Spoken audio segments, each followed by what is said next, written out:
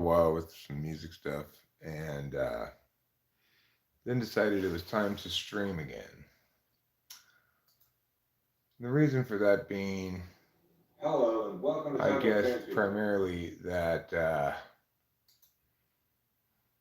I saw some comments from some dummies on my T jump video, and I was struck by the challenges implicit in trying to communicate to with people. For example, here's a comment: the happy DA. Lol, this guy claims to be a debate coach. I am a debate coach. I don't just claim to be so. I got emotional within the first 10 minutes. The thing is, people who are engaging intelligently with language are paying attention to what the words spoken say, much more so than how they're said. It's natural for a person who cares about America to get emotional when they encounter somebody as incompetent and unsuited to discourse as T Jump, who's presenting himself as a viable political option. If you're not upset by something outrageous like that, then you don't care. But most people, when they get upset, they cease to be as logical and correct in their discourse. It is not the case for me. Okay. I remember this school called Paramount was trying to rip me off for like $10,000. Basically, they were trying to hold on to my money until the end of the year, which was insane for $10,000 anyway. And I got into an argument uh, with with the person, and I ended up screaming at him. I said, "Good debaters never scream, never yell." I'm not debating you, right? I'm correcting you, just as I was correcting T Jump. I was not debating him. A debate is a structured endeavor in which both parties have independent turns to speak speeches, independent turns to rebut speeches, and independent turns to ask questions of their opponent. That's a structured speech. Okay. Scott Whittingham says, "Nice try putting out the fire. You aren't even a clear speaker, and this was not his point. Try harder." Well, that's the problem, of course, is the T Jump bounced from point to point without addressing my rebuttals to any of them. I may not be the clearest speaker in the world, but I'm certainly understandable. And again, the content of my language is vastly more important than the presentational qualities, right? Akindale Ben Coley says, "I stopped listening. You should go back and finish your chat with T Jump." T Jump is terrified of me. He will never finish a chat with me. It was not a chat to begin with. He was supposed to interview me about my experience as a debate coach in China, but from the first second I arrived, it was obvious he wanted nothing at all to do with the conversation.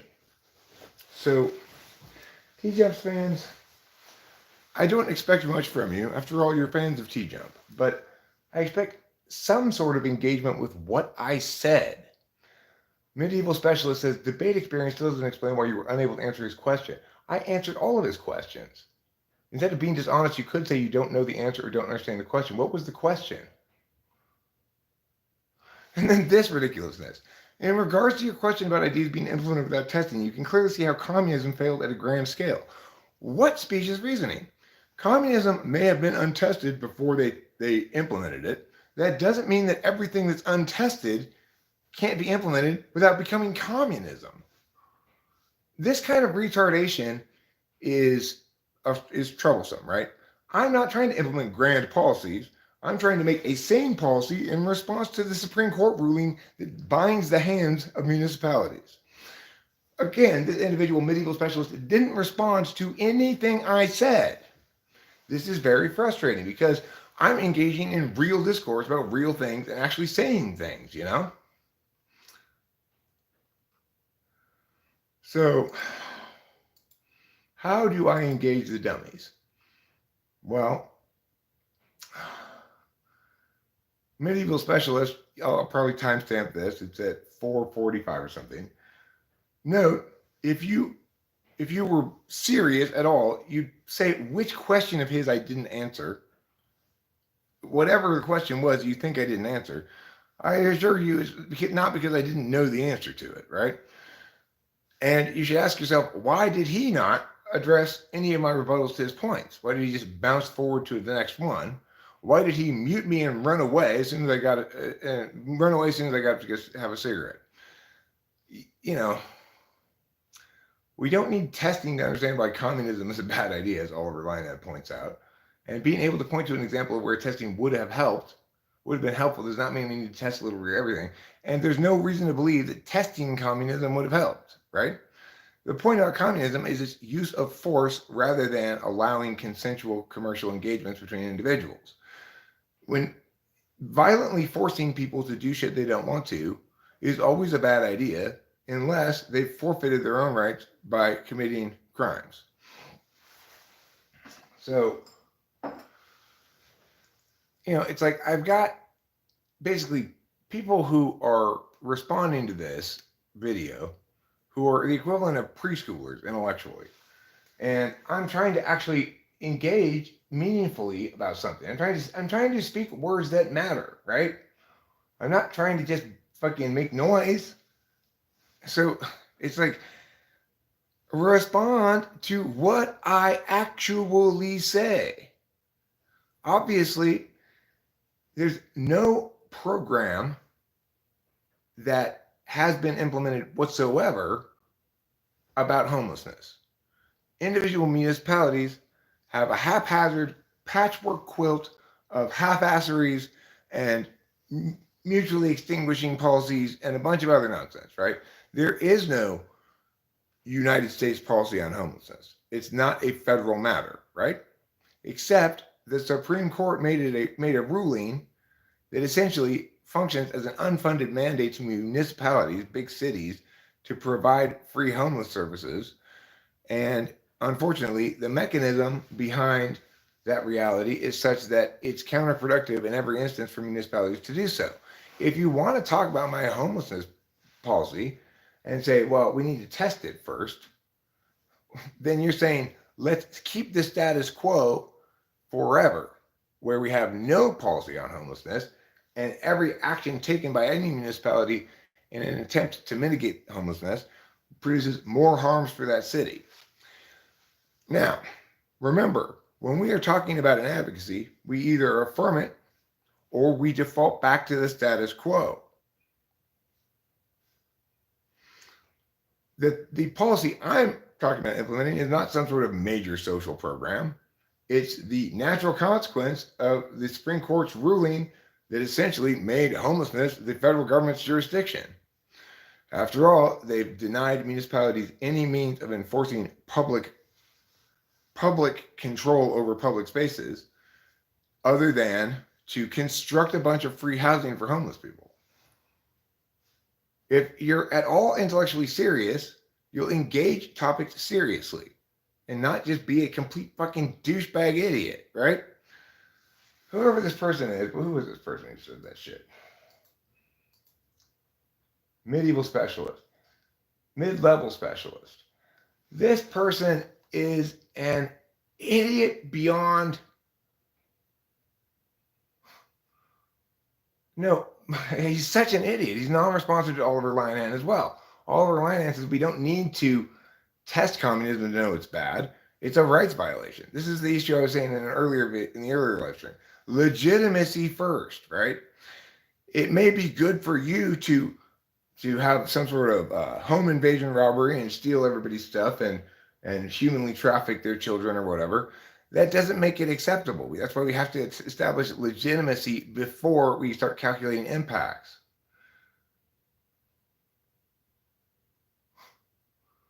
Mid-level specialist, you are a specialist at being a big dummy. Scott Whittingham. Nice try putting out the fire. I wasn't trying to put out any fire. I was thoroughly appalled by the intellectual weakness of the gentleman I spoke with.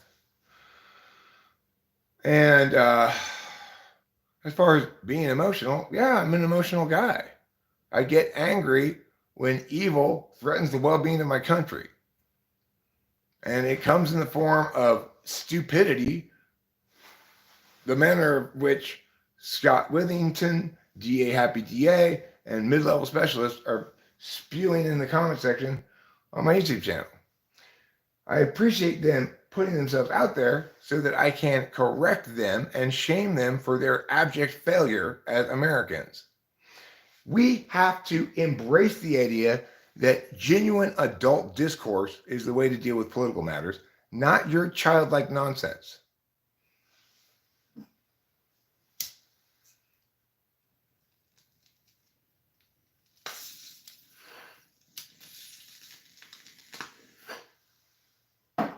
The well-being of America is not a team sport.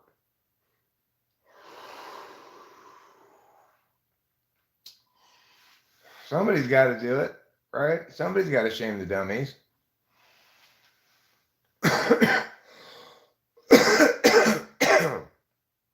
Go be dumb in an area that doesn't matter. Don't be dumb about politics. Go be dumb about jet skis or something.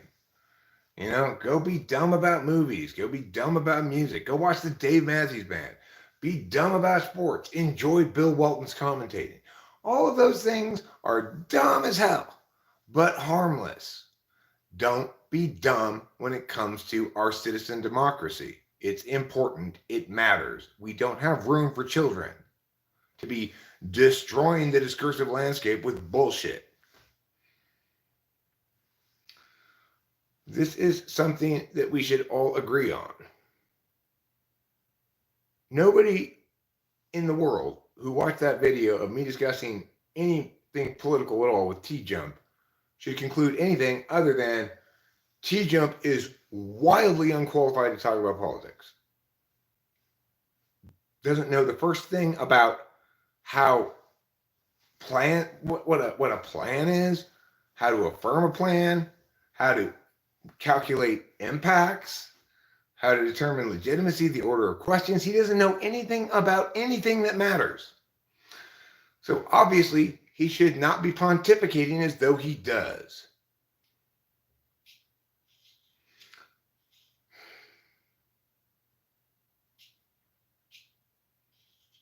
Anybody who wants to talk about politics should at least know the 5 stock issues, okay? Solvency, harms, inherency, topicality, and significance. Shits spells out. If you are advocating something, it needs to be an actual plan of some sort. And if you're advocating public policy, and in affirming it, you need to establish that there's a significant problem in the status quo that will not solve itself, that the government needs to take action legislatively to deal with. You need to establish that your proposed advocacy, your proposed action will actually solve the problem you articulate. And you need to show that it will solve it significantly, not just in nominal ways. You need to show, additionally, that you've accounted for the harms, not just the benefits of your proposed action. So while you're predicting impacts, you need to predict not just the impacts you hope are going to happen, but the impacts you know are going to happen that you don't like too, and include them in your calculus. Now, that's the bare minimum required to make any kind of adult advocacy. You need to show inherency, you need to show solvency, you need to account for harms, you need to show significant solvency, and you need to be topical. What that means is your plan has to actually solve the harms it says it's going to solve and not something else. So when dummies think they are qualified to talk politics because they have strong feelings about, say, corporations or something like that, how can I get through to them that they are not qualified and that they're doing damage to us all? How can I convey to these idiots that idiocy has no place in politics? I don't know, because obviously they're going to make me angry by being so haphazard and sloppy about something that matters so much. That's unavoidably going to make me very angry. I find their lack of seriousness about something so serious appalling. And so I'm going to end up insulting them, shaming them, scolding them, belittling them, or whatever, because that's exactly what they deserve. But because they're dumb, instead of learning anything from that, they're going to just double down on their wrongness. Now, if I were to try to be inclusive in my rightness more, to encourage them to feel as though the correct thing is also the thing that feels good, then I would have to be at least somewhat dishonest, because the fact is,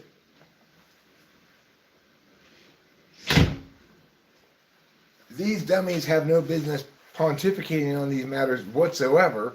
The only business they have is listen to Eric, what he says, and try to understand it. That's the only possible business they could have in any discussion with me about politics. After all, they don't know anything about the political process, basic civic stuff, let alone how adversarial rhetoric is used in attaining public policy outcomes. Meanwhile, I've studied public policy my entire life. I was a policy debater in high school and a policy debate coach, as well as a Lincoln Douglas and public forum coach, for most of my for the significant part of my career that mattered. An extremely successful one at that. I have a proven track record of correct analysis of public policy matters well in advance of them actually becoming problems. I was advocating that we let Ukraine into NATO years before Russia invaded Crimea. You know, I was right about COVID years before the general public came around on the matter. And I wasn't on the right side of it. I was right about all the specifics of it, right?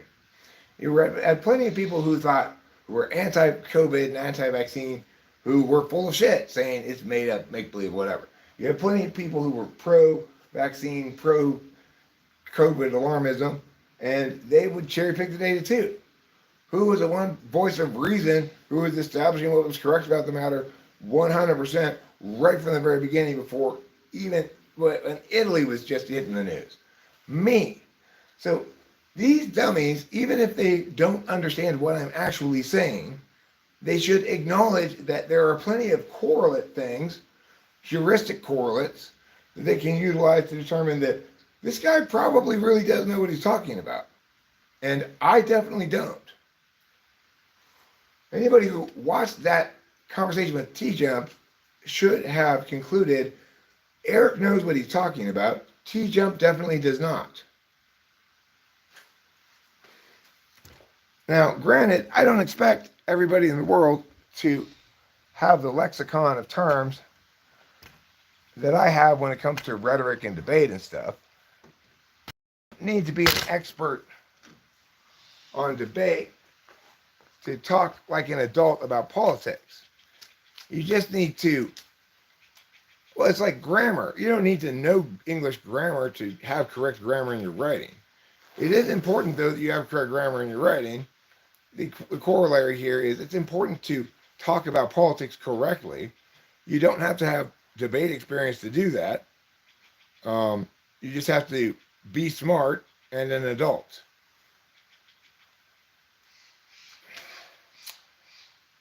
I don't know which of the two T-Jump isn't, nor his various commenters from his idiocy squad, but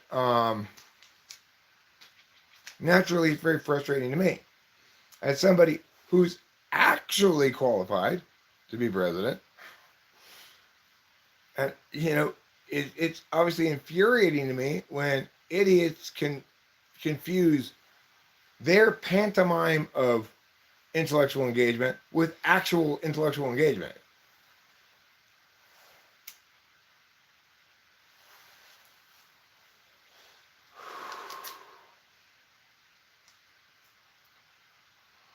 Of course, how should you test the qualifiedness of a potential presidential candidate? Well, you got to look for actual transparency, so you know who this person is. You have to look for actual competency about policy matters. So you can ask a lot of questions about specific kinds of policy questions, and I will be able to answer them all. You could ask very specific questions that I might not be able to answer, like who's the leader of Kuala Lumpur? I don't know. Who's the leader of Malaysia? I don't know who that is. But that would not be an effective gotcha. Those kinds of simple factual pieces of information are easy to look up and find that information is needed. What's much more challenging is to be correct about policy, to understand the very complicated confluence of vectors going into every given policy decision, and to make the right decision in every instance. And the closest we can do to assuring that that would happen is to say this individual will make the defensible choice in every instance. In other words, he'll do the thing that has the best arguments, that upholds basic axiomatic principles. He'll do so transparently and in the public's interest, doing the public's business appropriately. Unlike fucking Trump, who tried to communicate with the country via tweet, who was not interested in subjecting himself to questioning. Everybody can question me about it, whatever, all they want, right? And I will give them the correct answers. What happens with idiots is they start talking to me, and then they start making their advocacies that are half-baked nonsense. They haven't put anywhere close to the amount of time necessary into their advocacies to even begin presenting it as such, right? It's not something that is done while you're snacking on a burrito and watching Chopped, right? It requires serious intellectual work and serious intellectual capacity to make serious discursive progress on policy questions. So, just as we don't want toddlers fucking around in the nuclear lab, so too do we not want idiots fucking around in public discursive landscapes, because we're talking about something that matters too much, is too important to be befouled by Dunning-Kruger-laden half-wits who believe themselves fully qualified to do things that they are wholly unqualified to do. Will more scolding solve the problem? Maybe not. But you know what it will do? It will vent out my anger and frustration that I experience. It's like I believe in America. Fellow Americans, work with me a little bit here. I don't need you to be a policy expert. I need you to accurately assess yourself, right? And say, okay, well, I don't really know that much about politics. And if you don't, to not position yourself as some kind of political pundit, right? I'm not suggesting that we need a more politically engaged citizenry. I'm saying those citizens that are politically engaged need to be accurate in their self-assessments. They can easily do so by comparing their own discourse about politics to mine. And if they're being honest, they will agree that their discourse is vastly, dramatically, appallingly inferior.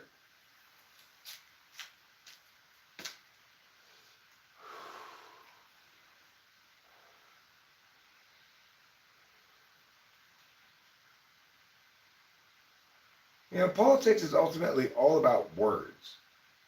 It's all about defensibility. When we try to distinguish between the free world and totalitarianism, we look towards issues of legitimacy, transparency, accountability, right?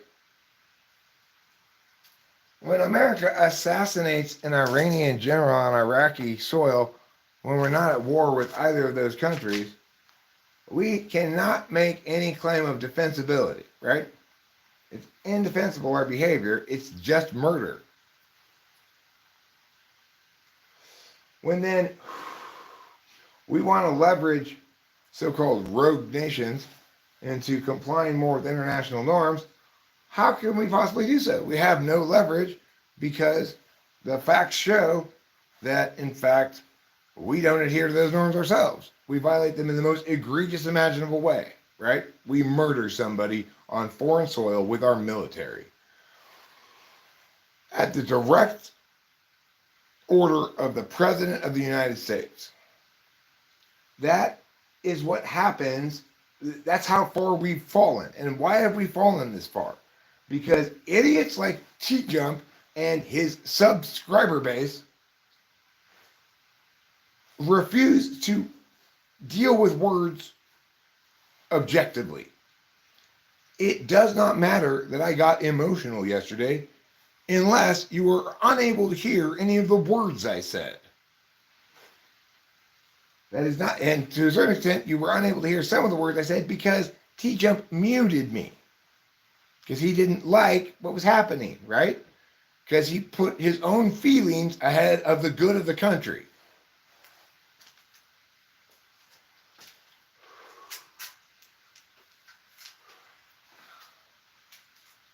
When it comes to political matters, the marketplace of ideas needs to be a place where adult, competent thinking is rewarded for its adult competency.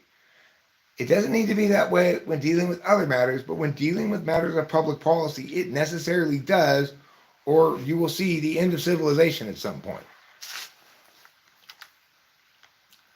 We need a strong, intelligent leader who understands the job of president and who understands how to make public policy that's sane and functional. We need somebody who's truly rational and objective, but doesn't negate the legitimacy of holistic truths. We need somebody who has the right frame bias to do the job properly, but doesn't project it out onto everybody else. We need somebody who understands that in no way, shape, or form can we have a good president who's representing one of two teams and not the totality of the constituency of the American people, right? So what are we going to do about dummies? It turns out that the biggest threat to our national security is not China, it's not terrorism, it's not drugs, it's not arms trading, it's not any of those things. It's dummies. It's Dunning-Kruger. It's dummies who believe themselves just as qualified to vote, argue about public policy, make claims about what we should do as anybody else in the country, even though they're wildly unqualified to do so. What are we going to do about this systemic problem? You know, here I am speaking correctly about politics, and there are 11 people here. T-Jump has almost twice as many subscribers as I have, and he's an idiot. He doesn't actually think about issues of solvency at all.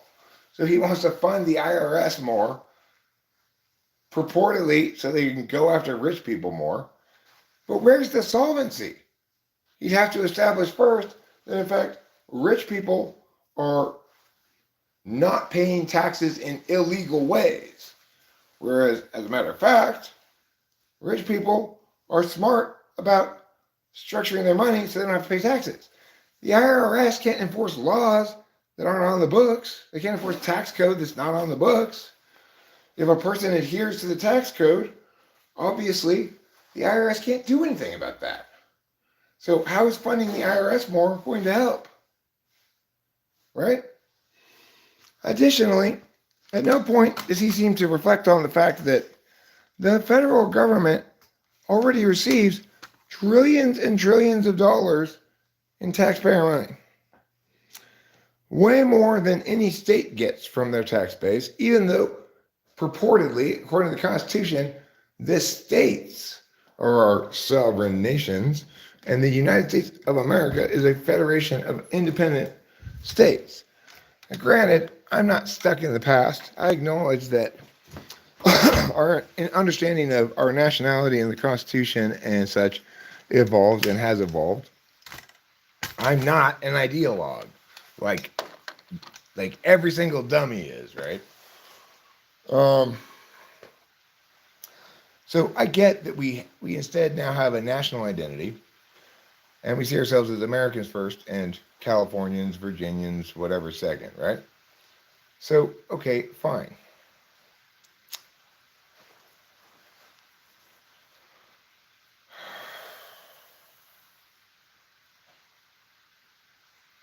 That doesn't change the fact that the federal government has enumerated powers and a limited number of jobs, including policing the states.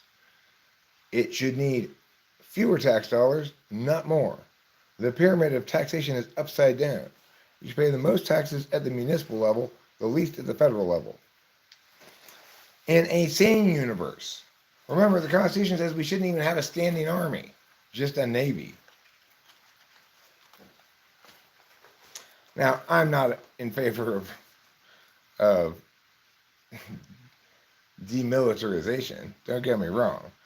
The United States needs to be the most militarily dominant country in the world because we're the only ones who can do the job, basically. We've got serious, nefarious threats in the world coming from Russia and China, threats to freedom, democracy, and a civil society, and threats to our allies such as Taiwan and Ukraine. Ukraine's doing a phenomenal job of fighting a war that I was sure they were going to lose. There's one thing I was wrong about in my predictions. I didn't think Ukraine had a chance against Russia, and I was wrong. A good candidate will bring up examples like that, not just examples like COVID where I was right. Of course, a good voter, a good citizen, is evaluating people's qualification for president on legitimate factors like actually being qualified, understanding well, being intelligent, not being weak, having clear principled axioms where appropriate, and being pragmatic where appropriate. Recognizing the need to represent the entire constituency, not just half the population, etc. All of those kind of legitimate reasons to vote for somebody. When we elect somebody into office, we are hiring somebody to do a job. We should act accordingly, like HR people. We shouldn't hire the person we like best. We should hire the person we think is going to do the best job. And how do you evaluate the competency of an individual to do a good job of public service in a representative democracy in the role of an elected official that has a constituency? Well, it's all the things I've already articulated.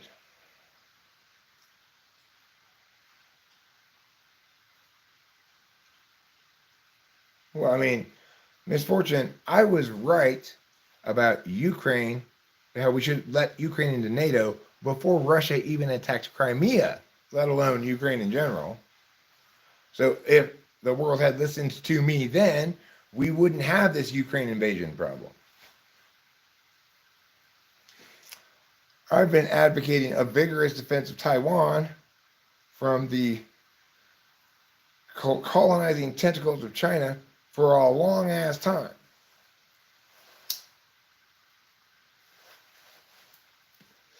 I was throwing a fit about police violence when nobody cared except me.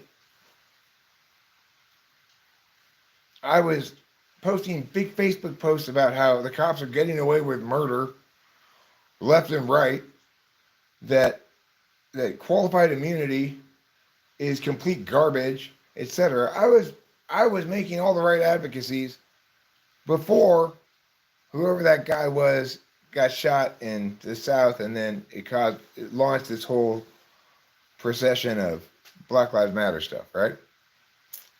I was at the forefront of that conversation, not any of those idiots who co-opted it into a race thing.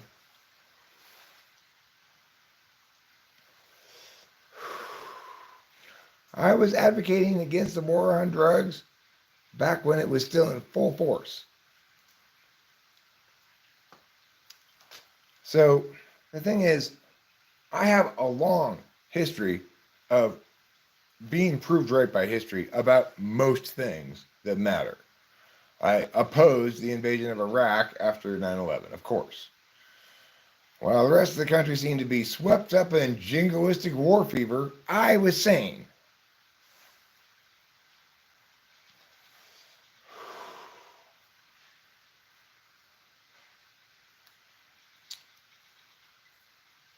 So, even if dummies out there cannot understand specifically why I'm correct, they can look to those heuristic things. He has a history of being proved correct about significant matters. You can look to another heuristic. He's making better points. Sounds like he knows what he's talking about a lot more than any of the people he's talking to about these things. You could look at my career success. Well, he was a really successful debate coach. I guess he must have some kind of specialized knowledge.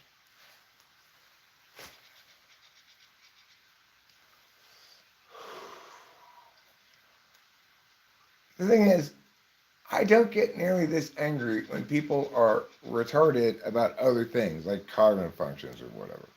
Cognitive functions is important. It's important that we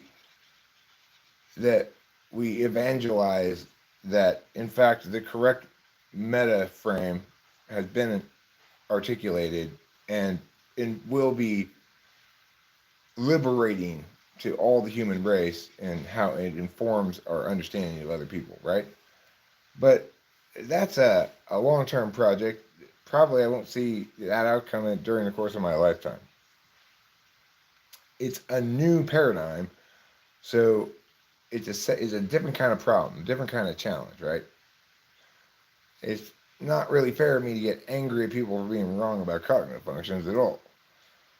But every citizen in America needs to understand that the business of the country is important and that we need actual adults who actually have the intellectual, moral capacity to do that important job and give it the seriousness it deserves.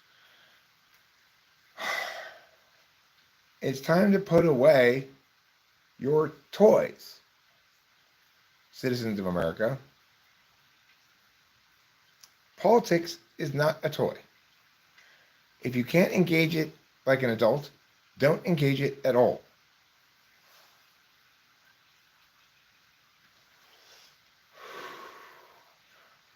We are a country founded by men of reason. And thus far, their brilliant design has preserved the primacy of the individual and of autonomy by and large in America. We have the correct amount of freedom of expression. And we correctly prioritize that as an absolute value. There's plenty of fucked up shit we've done, both domestically and internationally. But we remain, despite that, the most free country in the world.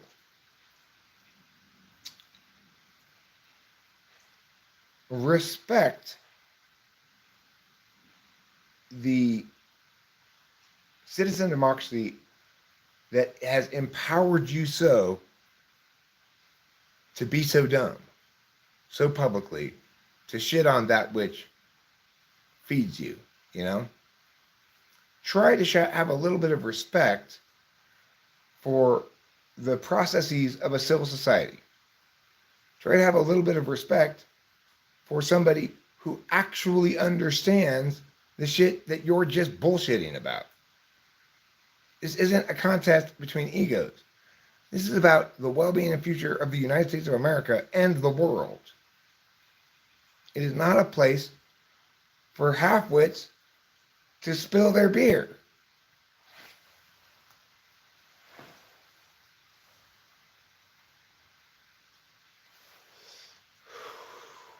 It's not nearly as rainy as they said it was going to be. We had kind of a steady rain. Never got super heavy. Currently it's sprinkling, but the sun's also out. It's quite lovely, actually.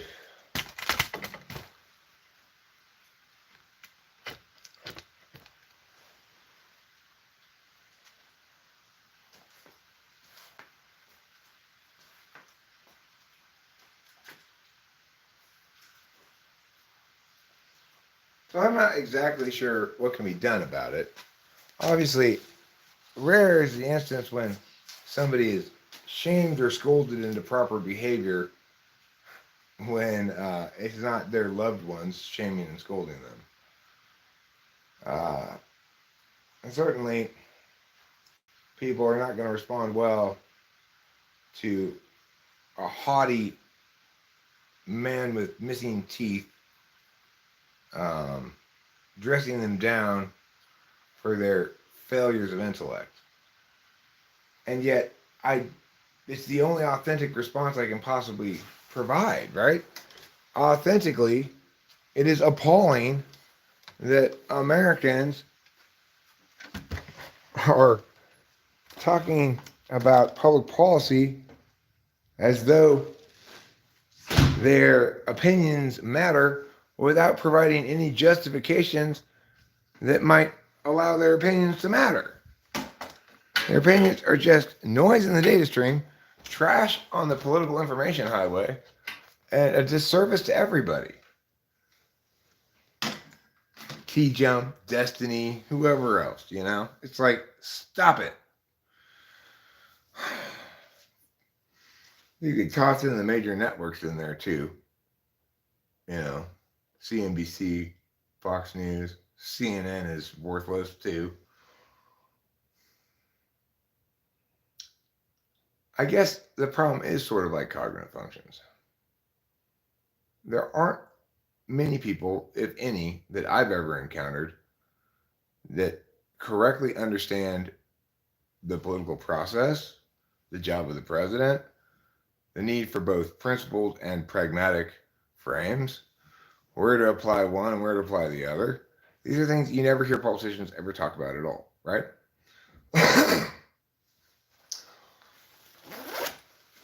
in marketing themselves to the American voters, politicians for too long have taken a lowest common denominator sort of strategy. Americans aren't that dumb, but they've become habituated to politics being that dumb. And what I would like to provide is a model of politics done well, politics discussed well, political matters adjudicated correctly, right?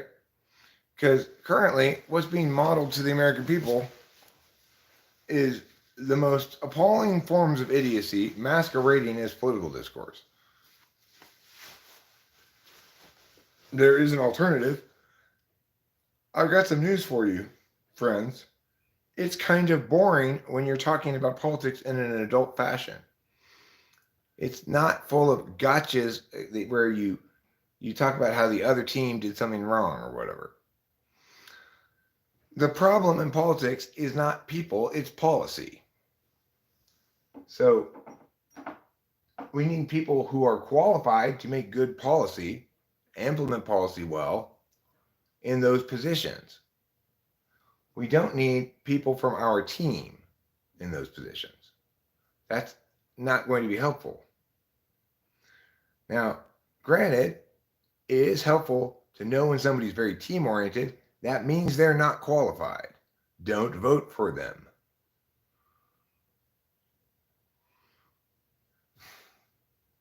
Can I successfully scold and shame America into growing up? I doubt it, but I'm hopeful. Because, as I've said before, I'm a true patriot. Born and raised American, I love my country, and I understand that somebody needs to step up to the plate who knows what they're doing.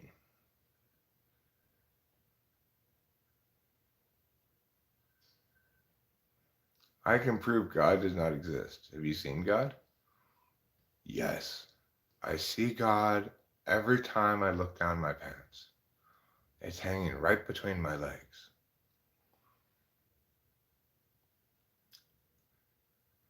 It's the God of love. My penis. I take it out, I use it to hump Rachel, and I say, there, I'm done. She says, oh my God, that was so godlike of your penis. My penis says, "Go in peace, my daughter. Go in peace." Broom that attaches to a water pressure machine to clean a driveway. I don't get these street sweepers. Misfortune, wouldn't that make you a candidate? It would definitely make Misfortune a qualified voter. Whether or not that's a sufficient but a necessary but insufficient condition to being a good candidate is to recognize that it's not a competition sport between two teams and to not treat it as such. Listen, God is everywhere, mostly in my penis. He knows everything about my penis. He is everywhere within my penis. And like my penis, he's all powerful.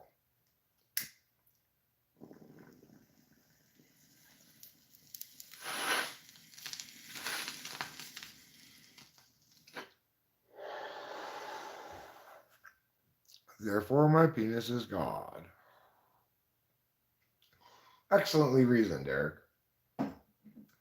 You reasoned that out so well. You could be as smart as T-Jump, maybe.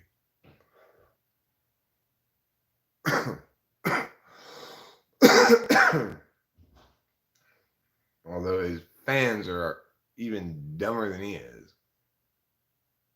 Or at least the ones who commented on my video. No, he didn't come at a bad time. He came at a great time. I'm currently spewing contempt and scorn at the failure of my fellow Americans to take politics seriously or to correctly self-assess their own competency in the area.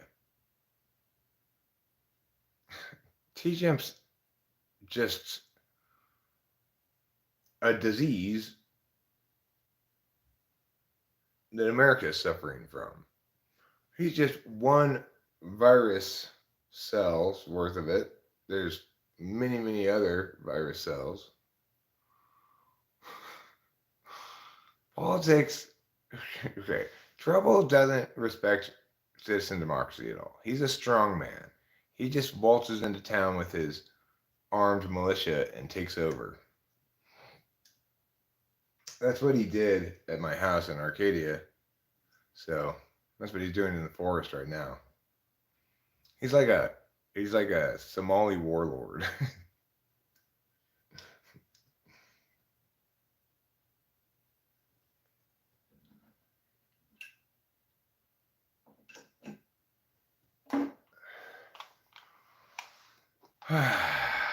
So anyway, pretty good rant there. Got some things off my chest. The problem is the people who most need to hear that rant are the people who least will listen to it. No, Trouble's not a libertarian. Trouble's a troubletarian. He believes the Trouble should be in charge and that it's because he's the best. That's all he needs to know. That's all the justification he has, you know. I'm in charge because meow, and I'll scratch your ass.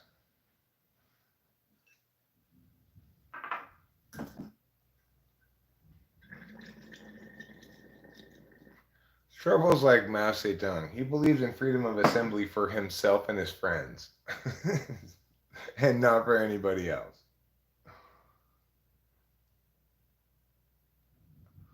I guess he went to work. I'm not entirely sure though. He didn't go to work yesterday. He may now work a schedule where he gets weekends off. I'm not sure. I've never actually been able to. He's never taken me to his workplace. He doesn't talk a lot about his job, so I'm not sure what he does or where he goes. But you know, sometimes he's clearly working overtime because he comes home late, like 8:00, 8:30. Other times he gets off at a more reasonable hour, but they have been putting in some long shifts sometimes. He'll go from like 6 a.m. till 8:00 at night. I've asked him if he gets his breaks, but His only answer thus far has been meow. Capillo should be in charge. Capillo doesn't want to be in charge. Capillo just wants to wallow in the SI glory of her new home. There's so many places she can run around to. There's a box she can poo in the garage, and there's these comfortable chairs she can sit on the back of. Like she likes to sit back up here. She always liked that. When I was in Temple City, when I was in Laverne, when I was in Arcadia, here she likes us to have a chair that enables her to sit like here. You know, these chairs enable that. Trouble, he's more inclined than Capillo, although Capillo will occasionally do it, to sit between my legs when I have the chair extended out. You know, I'm so tall that this, even these chairs that are very well designed chairs, great chairs, you know, it's not long enough for me to put my legs all the way out on. So I got to put my knees up, and then the Trouble likes to position himself right there in between. Who is a smarter cat? Trouble is smarter. Trouble's the smartest cat I've ever met. Capillo's like a regular cat. Trouble is like a freak of nature across the board. He's he's the most communicative cat, the smartest cat, the most confounding cat, and many other things that I've ever met. He's a real character, you know? And he has so much personality. He's such an extrovert, and he's so fe. Like,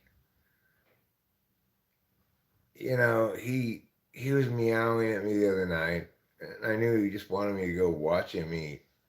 So I brought his plate in here so he could eat in here. But, you know, he keeps looking at us like, but yeah, but you're not really watching me eat. You're watching TV. Well, I know, Trouble, because it's not that interesting watching you eat. But he's so SI polar. He thinks, well, why would I bother eating if I don't? If it's not part of a group activity.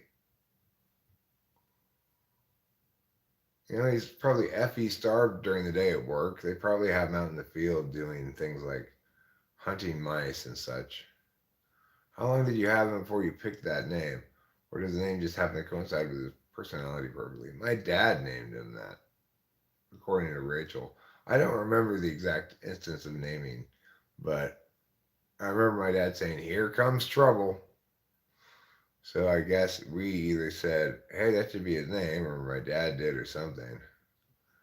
But he has lived up to it. The most well-named cat ever. He definitely is trouble. Everything about him is trouble. Getting him to come inside the house is trouble. Getting him to go outside the house is trouble. You know, when he goes to the bathroom, he comes and meows at me to clean it up if there's anything in there already. And I have to go and scoop out like a little bit of Capillo's dainty leavings. Trouble leaves like massive human turds, you know. Getting him into the cat carrier was trouble. Getting him vaccinated at the veterinarian was trouble and expensive.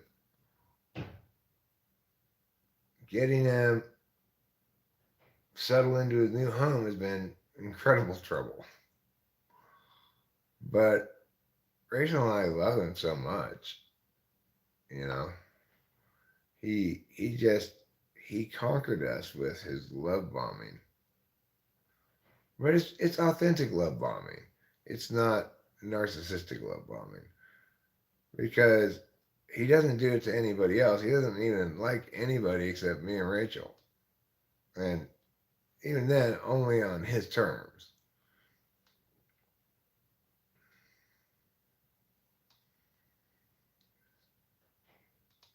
But he can be very loving when he feels like it.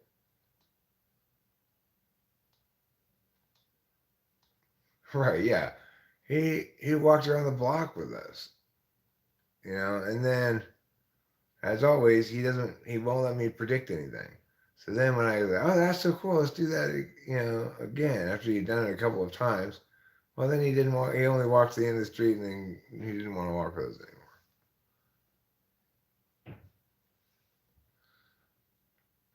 But he's got a lot of high self-esteem. You could say he's very entitled, and yet he's also a wild cat, so he's half wild anyway. So he's um, suspicious as well, and he really didn't like being put in that cat carrier, taken to the cat hotel, taken to the vet, whatever. And so now he's very slow to trust that he won't be trapped inside the house. This is my theory on it anyway. Rachel, Yes. I am starving. Are you starving? What would you like? Maybe some cereal. Cereal? Okay. I want frozen anyway. What? I want frozen anyway. That's good because that's really all we have. Okay, good. You went into Whole Foods and stopped the video, so you're actually 13 minutes behind. Make this 14 minutes behind. But you are now endowed with some horribly overpriced produce.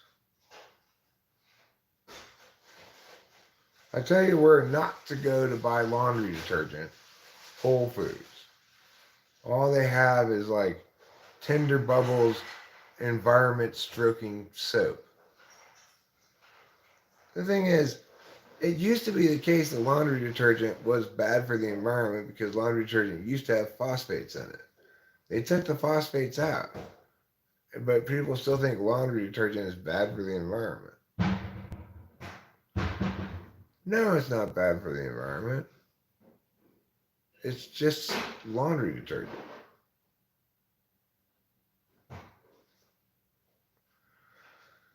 I guess it was boring up until recently because it was pretty boring in the 1990s, and before that, really boring in the 1970s. I have this song where I say about my own childhood in the 1970s. I say, the world was wide and empty then, but also rather boring. One of the lines of that song. Whoa! Do you view me as a horse that needs to stop? From my inexperienced eyes, I don't view the 70s or the 90s as boring.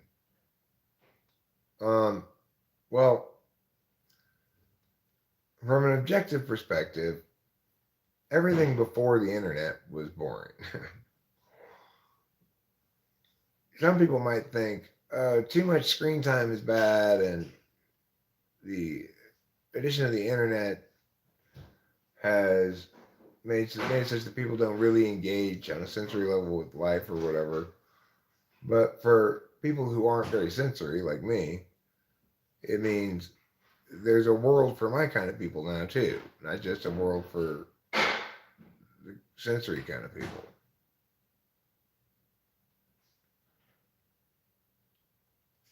Well, you know what Jimi Hendrix asked me one time? He said, Eric, have you ever been experienced? And I said, yes, Jimmy. Yes, I have.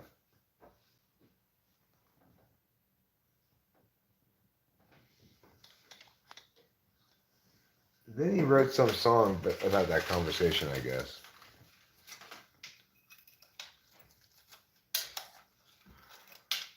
Jimi Hendrix was a gentleman who, in my opinion, probably took too much acid.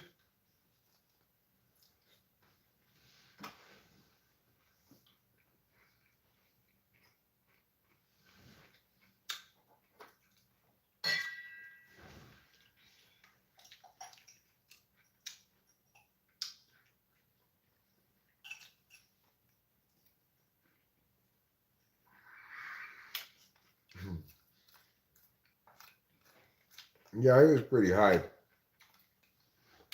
I mean, the Jimi Hendrix Experience had the capacity to make brilliant music, but by and large didn't.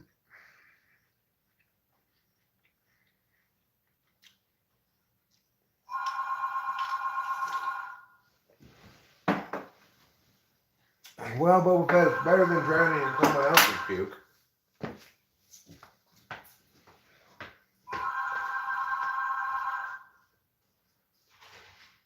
Oh, hi, Cameron. Well, not a whole hell of a lot. Can you call me back? Like, I picked up the wrong phone. I want to do the phone thing and walk around. But could you just, I was going to hang up and you call me right back? Thanks.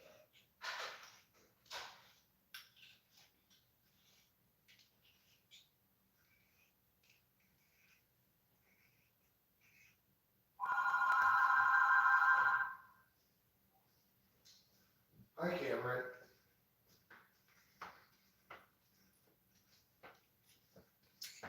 This is the handheld device for the landline. I got both the phones plugged in. I've got the corded one and the non-corded one. I'm currently live streaming and talking to you on the phone at the same time because I've got the handheld walk around one. So when you say how are things up here, do you mean like what happened with, as far as the flooding and stuff goes?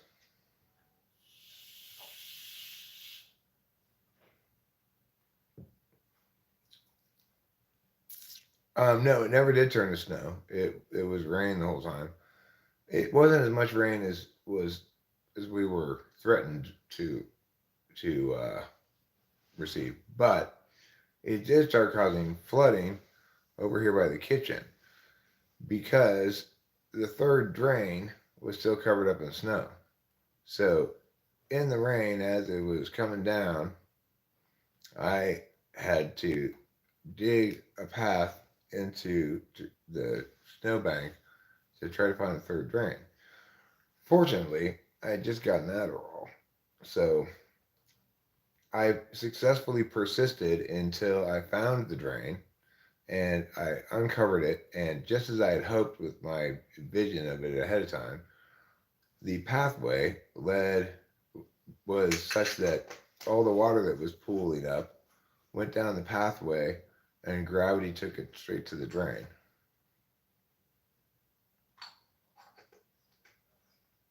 Yeah, I was really proud of myself. It was one of my prouder TE moments ever. I was just like, you did it! You did it! You carved this little path and all the pooling up water is going away. It's amazing.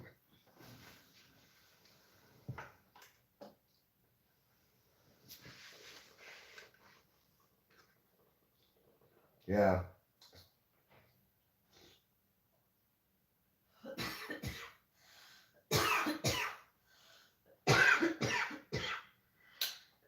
Well, the exhaust vent for the dryer is right there by the laundry room door, and in fact, it's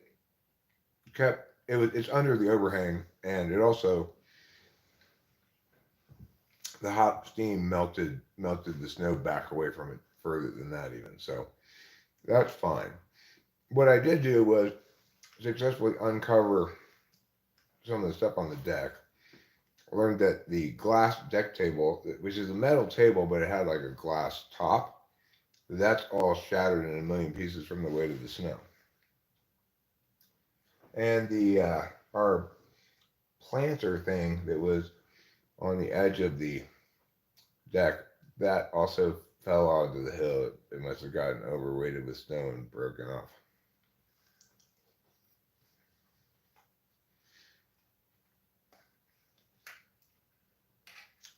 Well, I didn't want the planter anyway. But I do think the table then will be a fun repair because I'm imagining like finding some pieces of wood and like fitting them together like a jigsaw puzzle and to make a table. I have to cut them all the same height or flatness, you know.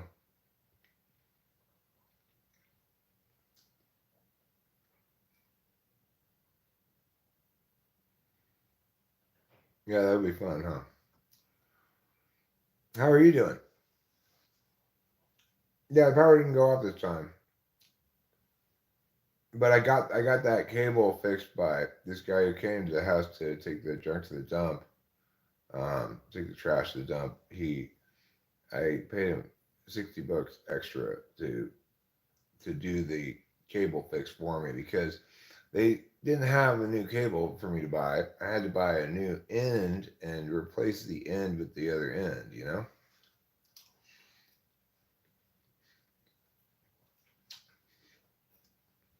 I plugged it in. Both sides fit fine. They fit properly. But I have not actually,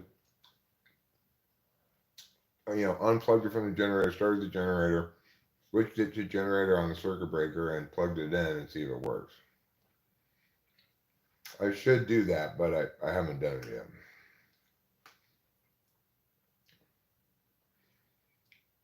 Well, yeah, 'cause I'd hate it if I ended up like blowing out the electrics in the house, so.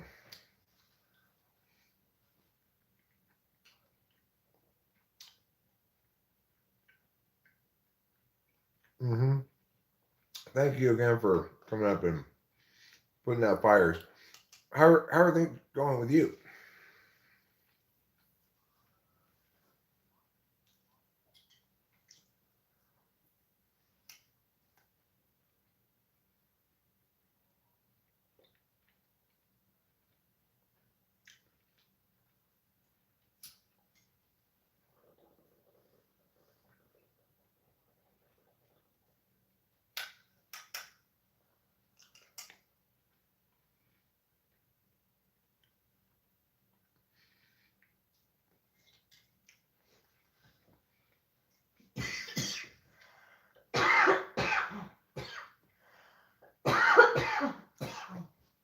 Well, let's try to aim for you coming up again early April, at a time when there's not emergencies going on all around.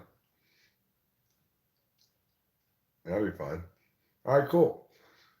All right, uh,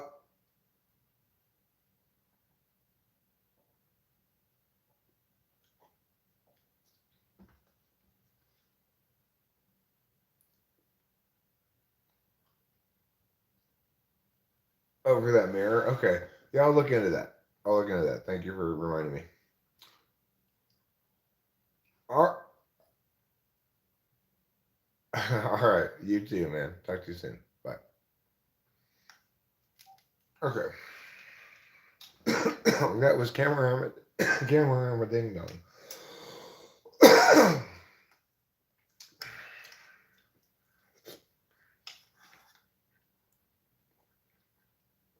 He sounded genuinely impressed about my drain finding, about my solving that problem. I'm genuinely impressed. That's the sort of thing I'm just like, well, I guess we're flooding now. But instead, thanks to perseverance, um, somebody saying something on the stream, and dextroamphetamine, I did it.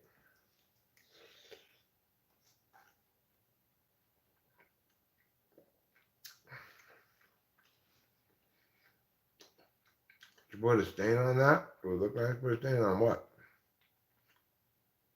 Your mom's face?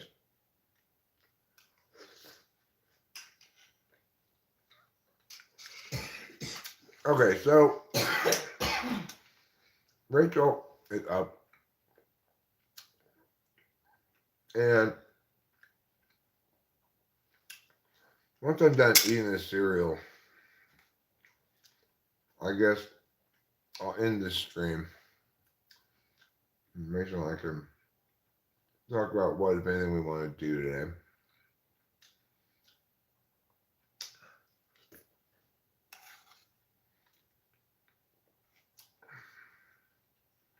I might want to take a nap at some point. I didn't get that much sleep last night.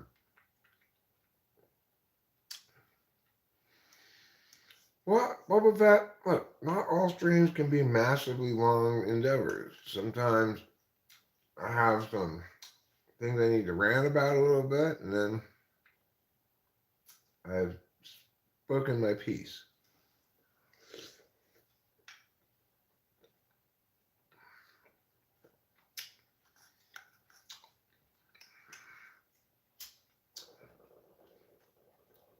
Your new tabletop.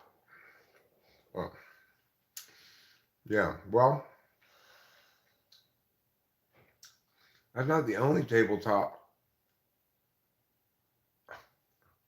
That's not the only possible, conceivable tabletop I could make.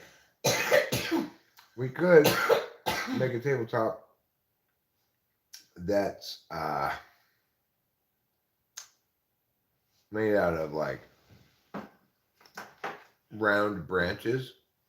We cut them the length so that they fit where the table is, and we just line them up next to each other. You know, we could do it like that, like they do with bamboo on Naked and Afraid when they're making a platform. Except with regular branches. Now, granted, that would not make the flattest of table surfaces.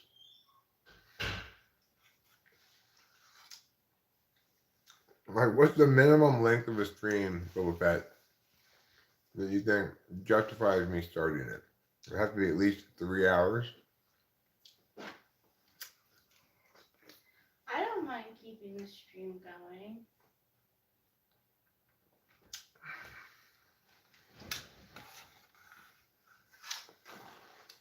Well, I'm not super regimented, but I do go by the name Reggie sometimes. Why do you go by the name Reggie? Because people like to say I'm Mr. October, like Reggie Jackson. Then the reason I like to say I'm Mr. October is because people like me most during the month of October. Do they? Yeah. It's been proved that I'm most likable during October. That's why they call me Reggie. The rest of the season, I just strike out a lot. Hey, Rubenar. Did I put too much milk in? I couldn't get the ratio exactly. No, I think your ratio is fine. Okay. I would say that the totality of this bowl of cereal itself is a little too large. But Okay. I may end up finishing it, so. I am eating shredded wheat, mini shredded wheats. Mini frosted shredded wheats. Because your full-size shredded wheats are actually shockingly large. If you've ever had a full-size shredded wheat. They're not cereal-sized at all.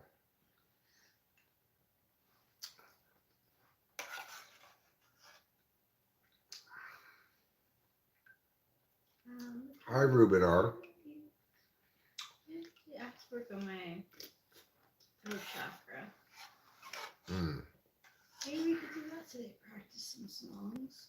Sure. We could practice songs. We could even go into town and get a guitar. I was kind of hoping you would say go into town. I kind of have a little bit of an itch to go into town too. Fudgery. God damn it. I need to put, like, when something comes into mind that we need from the market or whatever, I need to put it on a list right away. Because then I'll just forget. Because there's definitely something that we need. But I can't remember what it is. Crack? I've never had crack. I'm afraid that I would like it too much. I don't plan on acquiring any crack. Cool. I have no idea where one would get crack even. I mean, if a crack person like Whitney Houston said crack is whack, then I should probably believe it. Well, I like the idea of somebody having a business card that says their name and then underneath it, crack person.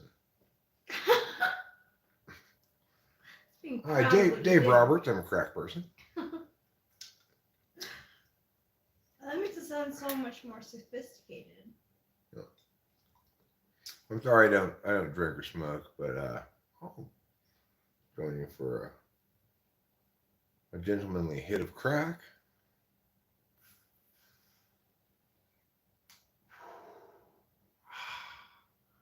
So relaxing.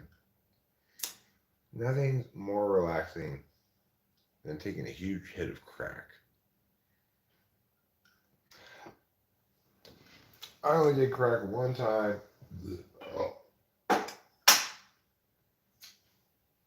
I got what might be called chemical pneumonia from it. Oh God. I never did it again. Okay, so like that doesn't sound like a fun drug. No, it's not. You just stay up all night doing crack. I was getting it mixed up with meth. That's what I'm afraid I would like too much. Well, I mean, you don't have terrible tasting drugs, so you might like it. Yeah, but we have different. Yes, it's true. I like kind of. You like amphetamines too I sometimes. do like. I do. It's just that I need a recovery period after. Yeah. Well, a hot rail of meth has all the zing of amphetamines, plus all the sparkle of methylation. So it's a real kick in the tush. No wonder no wonder the Nazis liked it so much.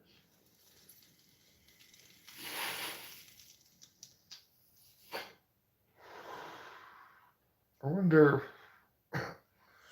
if anybody has previously described methamphetamine as a real kick in the tush. No, I think that was original. Yeah, I don't think people who do methamphetamine are likely to talk like that.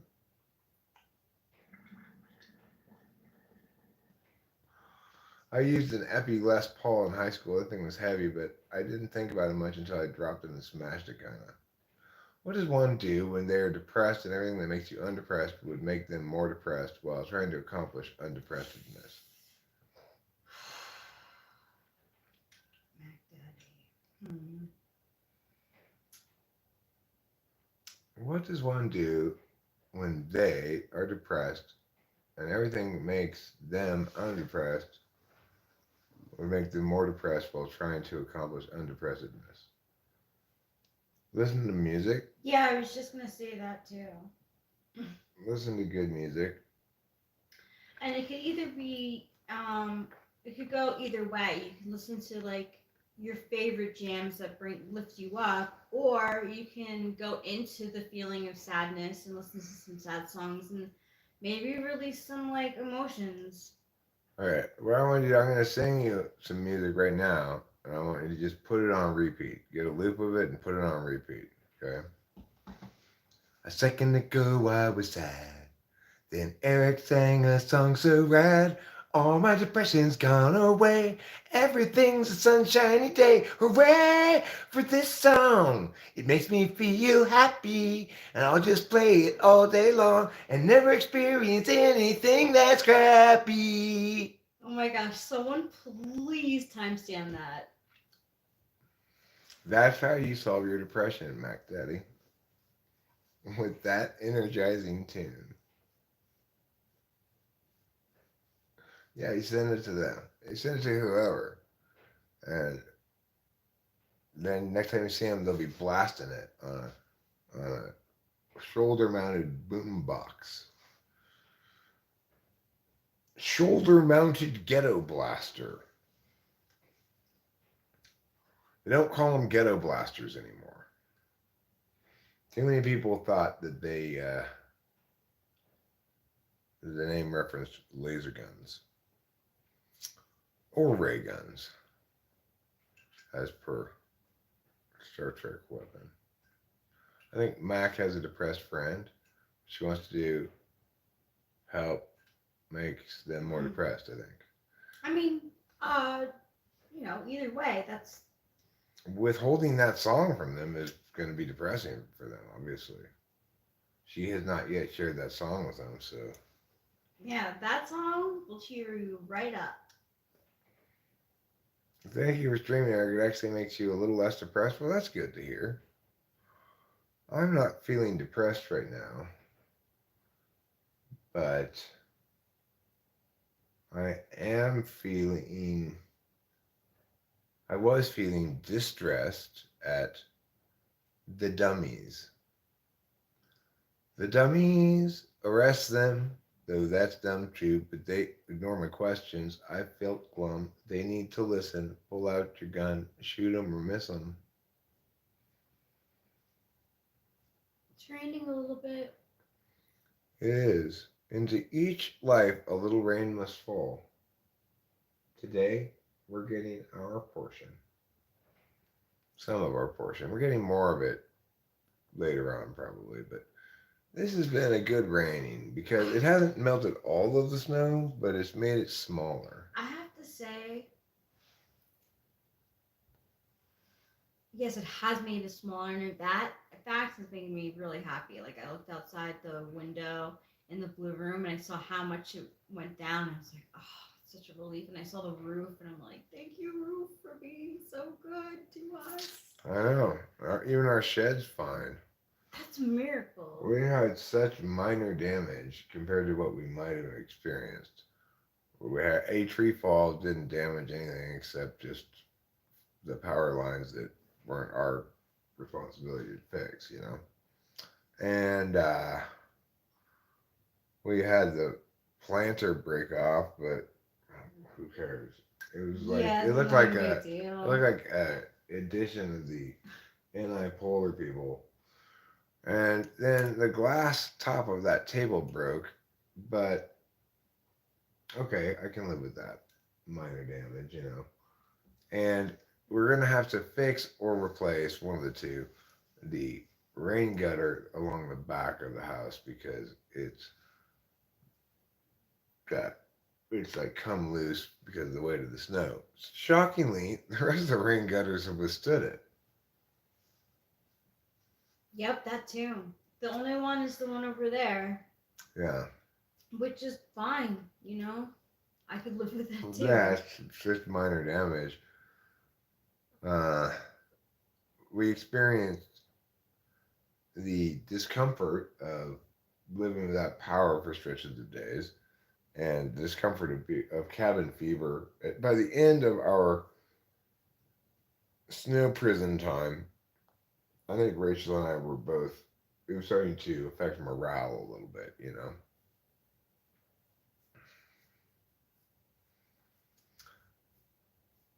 I think part of her depression comes from having a standard of perfect in her mind of what kind of relationship she wants and never being able to find someone who satisfies that. So, I think it's very hard to give people, someone who is depressed, advice because they're in a depressive state of mind. So they're going to probably more likely like reject it. You should ask them to help you solve a problem that they're good at solving. And well, in ISTJ, Cameron said whenever a person is going through a tough time, what he read is a good thing to say is that sucks. Like, well, if you're trying to actually help, if you're trying to take action to help, not just commiserate, then a good strategy for an ISTJ who has absolute values of SI and FI with a tool function of TE is to ask them to help you solve a problem that you're genuinely having problems with. That's a really Karen seems to genuinely take a lot of satisfaction out of helping us. Oh my gosh, even on the last day when he was leaving, like right before he was putting his shoes on, he's like, He's like, this is totally in my wheelhouse. Like, I love this stuff. He's like, I could do even more of it. I'm looking like, what? Like, thank you so much. Like, you have no idea. Like, this is not in my wheelhouse. Yeah. So it made me so happy to hear that it would made him so happy to help us out.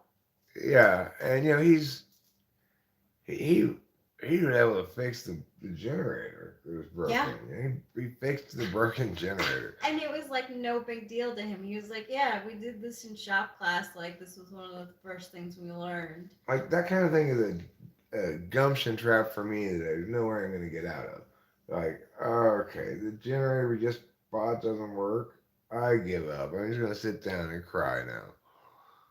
But Cameron talked to the guy at the Mariposa hardware store, who and verified what he thought was likely the case about the carburetor. Asked a couple of questions about how to open it, and fucking fixed it lickety split it. I think she enjoys doing that. Actually, I don't think it helps with her own issues because those are her own FI problems. But she's been helpful when it came to trying to find me a good doctor. Well, her FI problem is that she wants someone to love and someone who loves her. Don't mistake it for an FE problem. Knowing what you want clearly does not necessarily mean you want something that's too clearly known, which is what you seem to be suggesting. Maybe she's actually correct, or he's actually correct in what they want, and they just can't find it, and that's depressing to them. See how sophisticated my bipolar is compared to yours? Okay? Because I get it.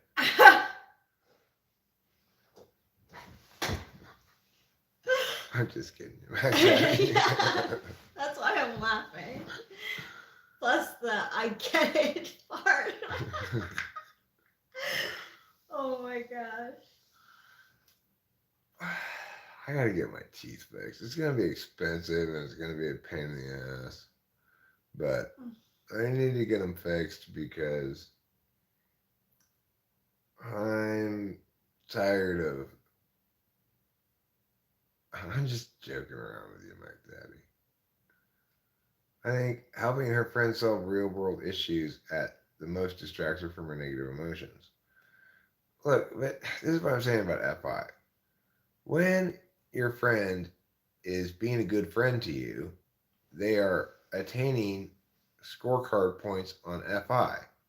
They love you, like you, whatever, and they want to do FI stuff like help and harm prevent. You're thinking of FI emotions as just things that happen to you. That's how I experience them as well. But that's not how they experience them. They feel this feeling of liking, affection, or whatever for you, and a warm sense of satisfaction when they know that they've helped you, regardless of whether they get any credit for it. It's a strange and alien phenomenon, I know. But FI people, they, I made similar mistakes before talking with Cameron about stuff. And interpreting everything on TI grounds, like, well, that's not cool. You need to say this, and not getting that, like, these individuals he's having difficulties with are part of a small number of inner circle people who he's close to, family, me, and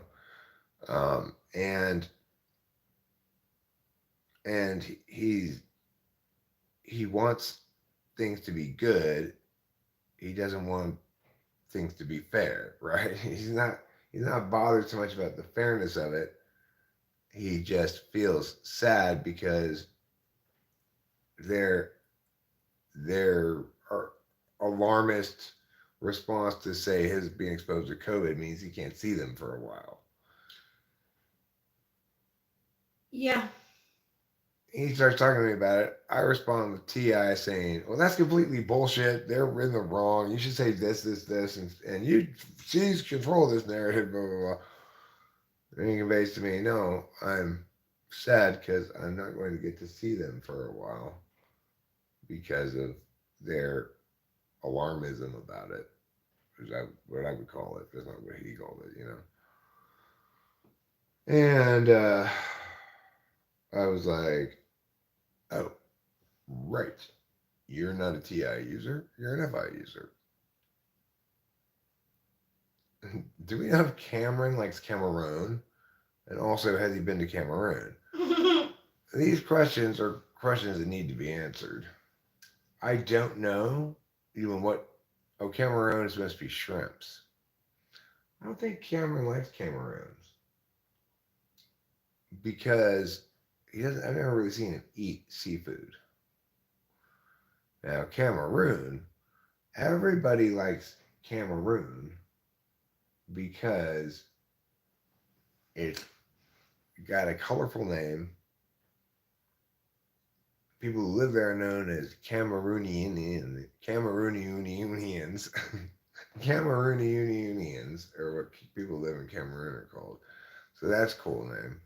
The capital of Cameroon is Cameroonistown, which is sister city actually to Dayton, Ohio. Little known facts I'm sharing with the world today. Little known because they aren't true.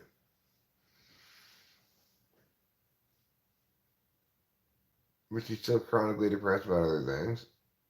Well, go to her house every day before she goes to bed. Bring a dildo and provide 30 minutes of stern anal training. She'll be chipper as a branch mulching device. Just tell her that you're looking for the prostate. Yeah. As soon as I find your prostate, I'll be done.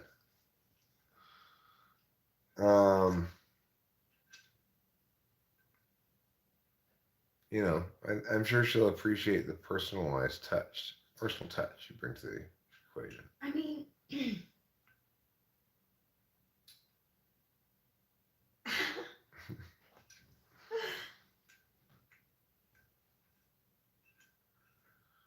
Or you could take her hang gliding. oh my god! Oh my god! Oh, that is such like a crazy ass thing. That's a good way to scare someone straight.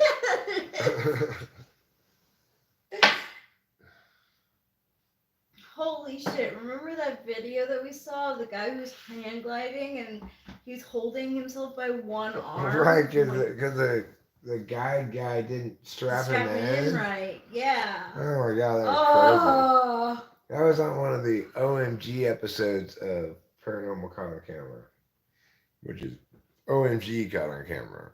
It's not anything paranormal about any of the videos, but they're quite OMG. Like the one where the rabid bobcat attacks the lady. Oh my god. That's like the craziest video I've ever seen.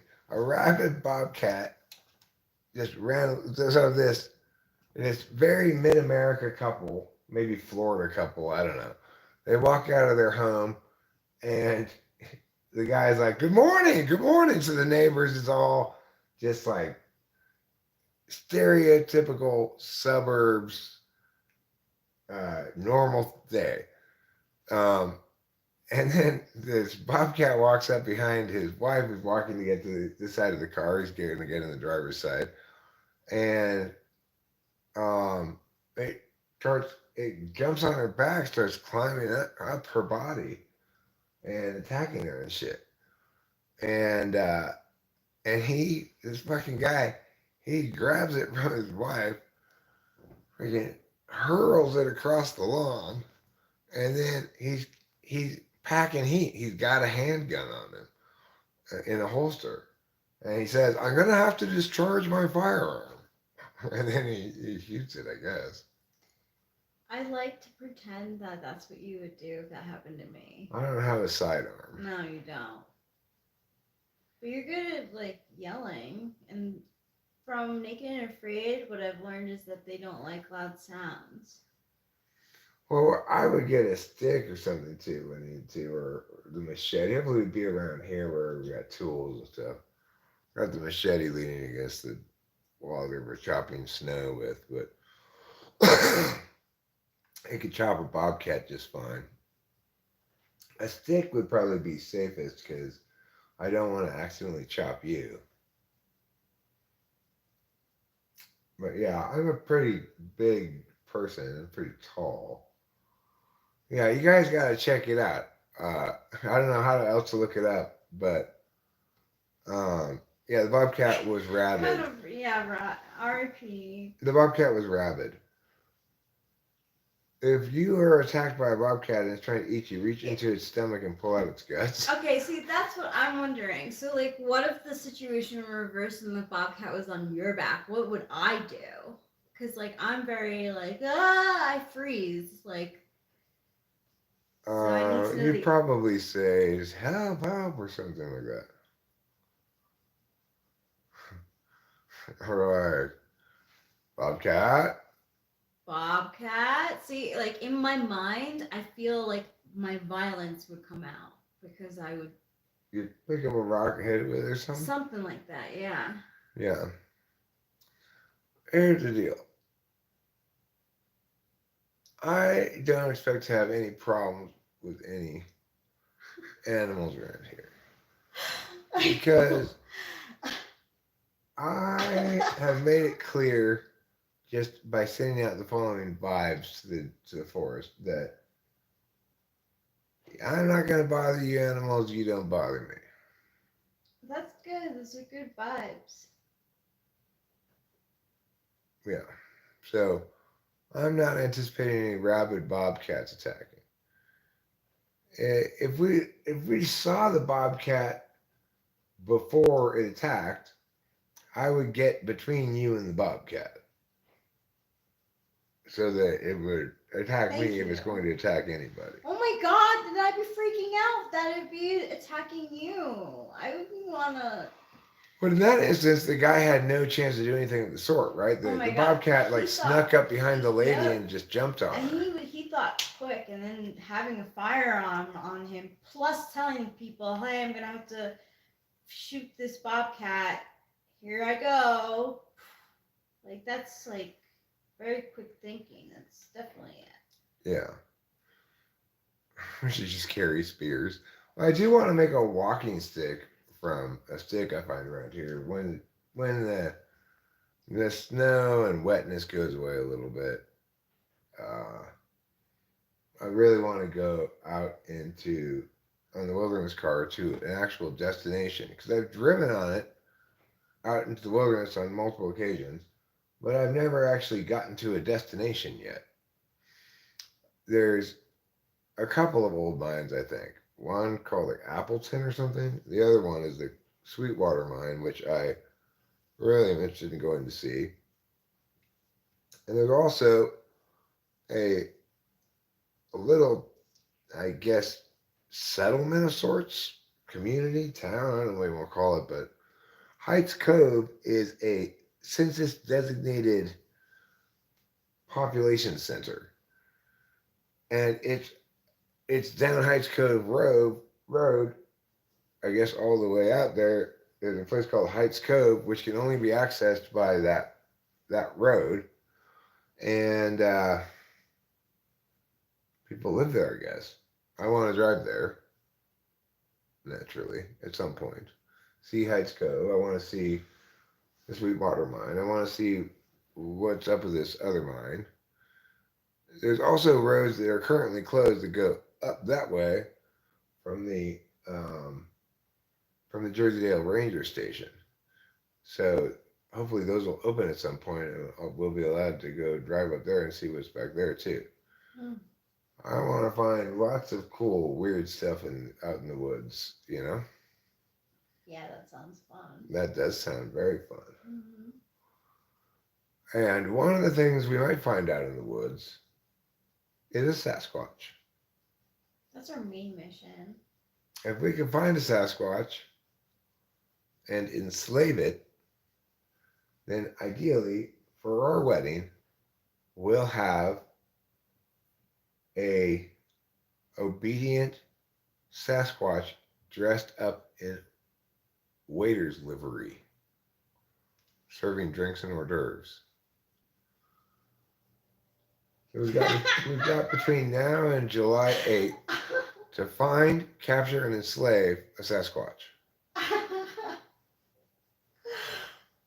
He's gonna be serving with the hors d'oeuvres. Yeah. And I mean, don't people say that like Sasquatches are wild because they don't serve, they have no purpose? well, I'll have a shock collar on him. And if you try to touch any of the hors shit. d'oeuvres, then Oh God! Sasquatch, sorry.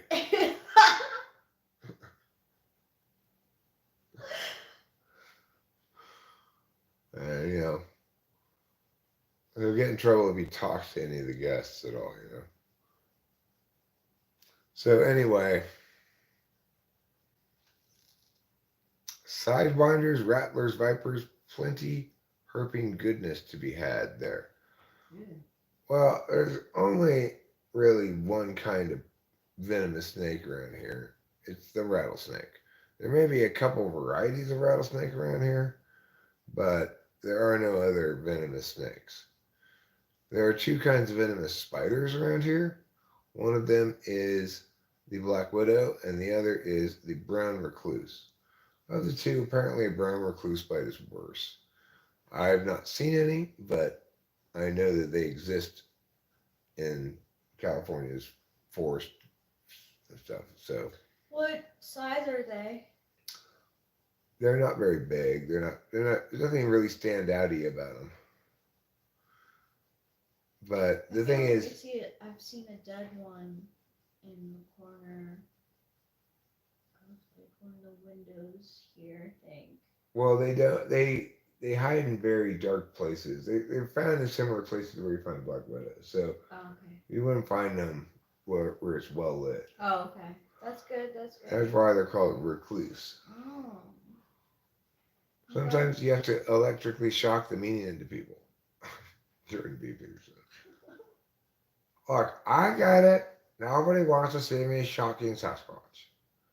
But trust me, it's the most humane possible way to enslave him.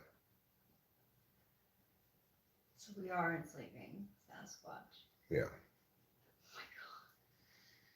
What if people ask me like, "Hey, what's up with the shock collar on Sasquatch?" But just explain that we're obviously don't want a disobedient Sasquatch slave.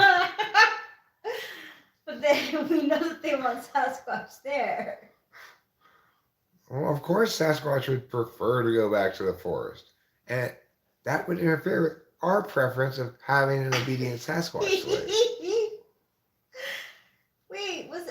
Wait, there was, what's that show that like they like took in the like a Sasquatch? Harry and the Hendersons? Yes.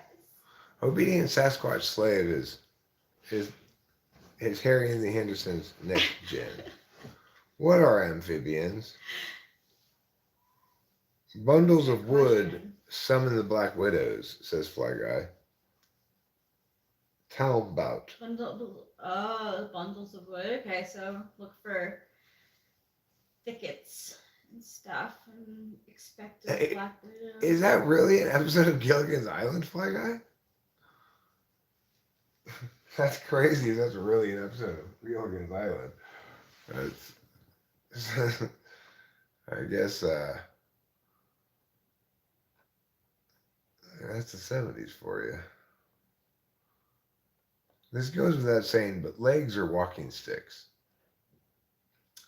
No, Ruben. Legs are walking legs.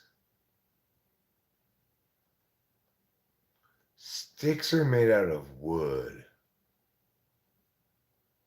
All y'all be talking about some crazy ass conspiracies out here, but me personally, I'm most focused on Sasquatch. Is talking about, does that mean talking about?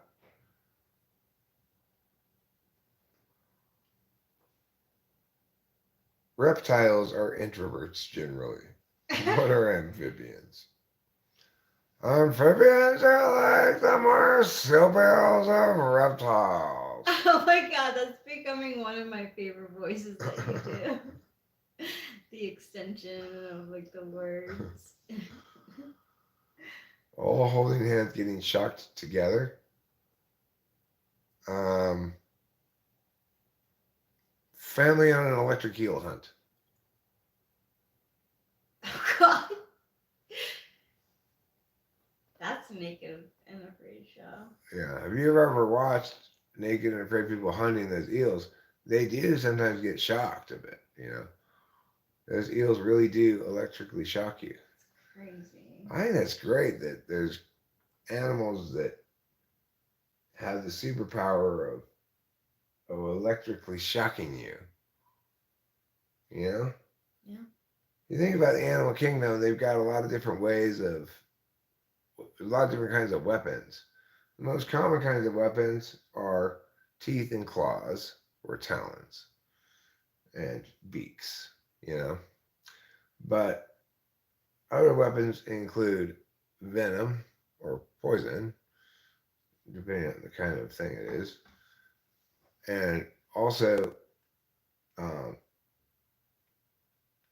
electricity, like electric eels, or bacteria infection, like Komodo dragons. Their defense is once they bite you, your wound will become horribly infected and you'll die over the course of a day or two. Which seems not very immediate, right? It's not a very immediate form of defense, but it makes sure that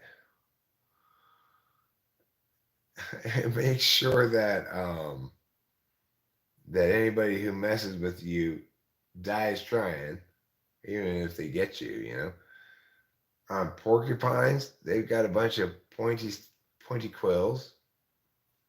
Yeah, Komodo dragons do pestilence damage over time. What's pestilence mean? Pestilence is like plague, but what he's referencing there is like an MMORPG. Sometimes you'll suffer terrain damage, like if you walk across the lava.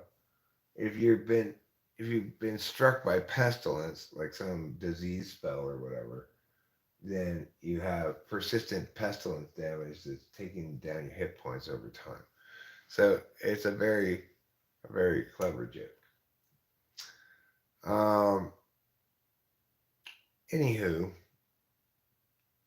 salamanders, the giant Japanese salamanders are some of the coolest looking creatures in the world.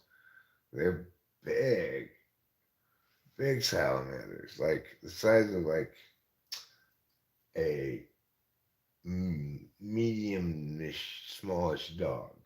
Oh my gosh. Yeah.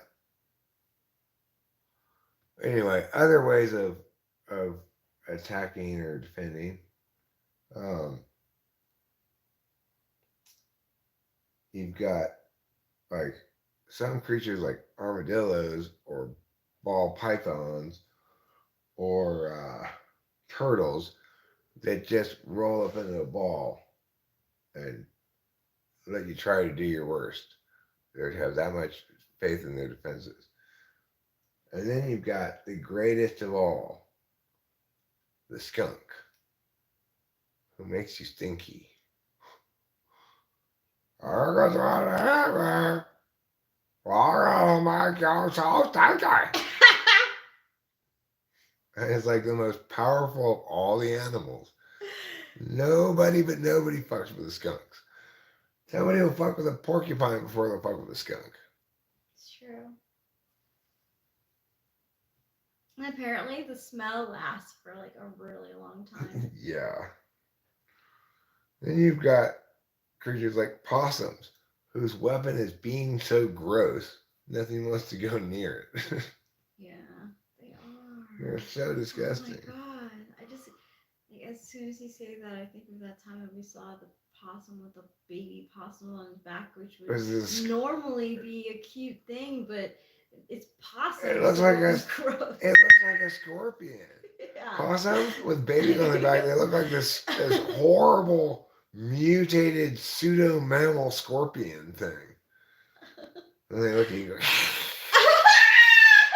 Stop! Can't.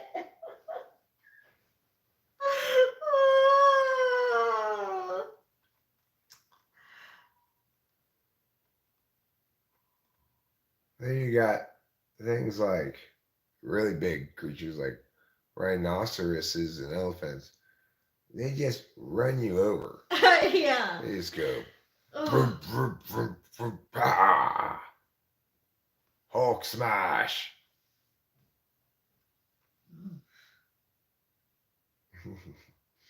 Thanks, Ludafe. Thanks for sharing that with me. I appreciate it.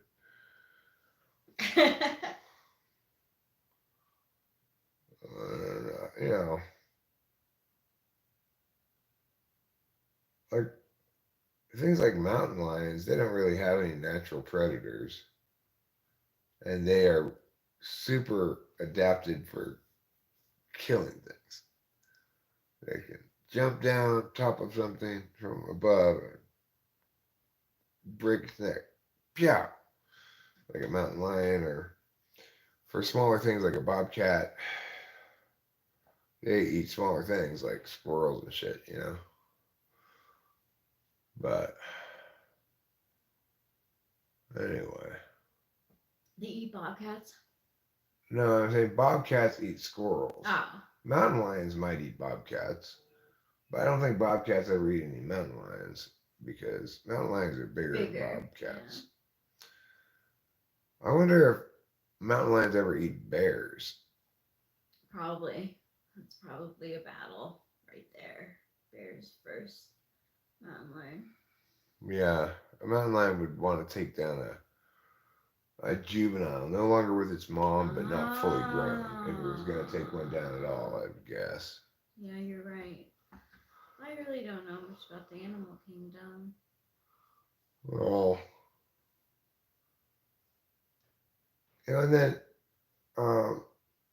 some things, their defense is like the banana slug.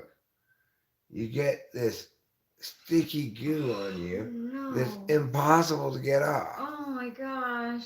That doesn't sound fun at all. And they're so big. Yeah, and so anybody going to try to eat one of those things, any creature, as soon as they put their nose against it, they get this sticky goo on their nose, and then they try to roll their paw and they get it all over their face. You don't want to come across a banana slug and pick it up with your fingers. But that sounds like, like snakes on a plane, like banana slug stuff. Like that sounds like a good movie. Banana slug hand wash is a good euphemism for a completely reasonable but ultimately futile activity. Banana slug hand wash, I like that. Yeah.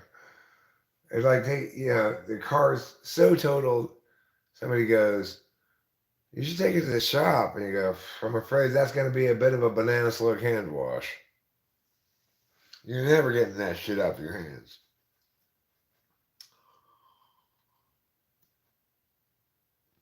The thing is,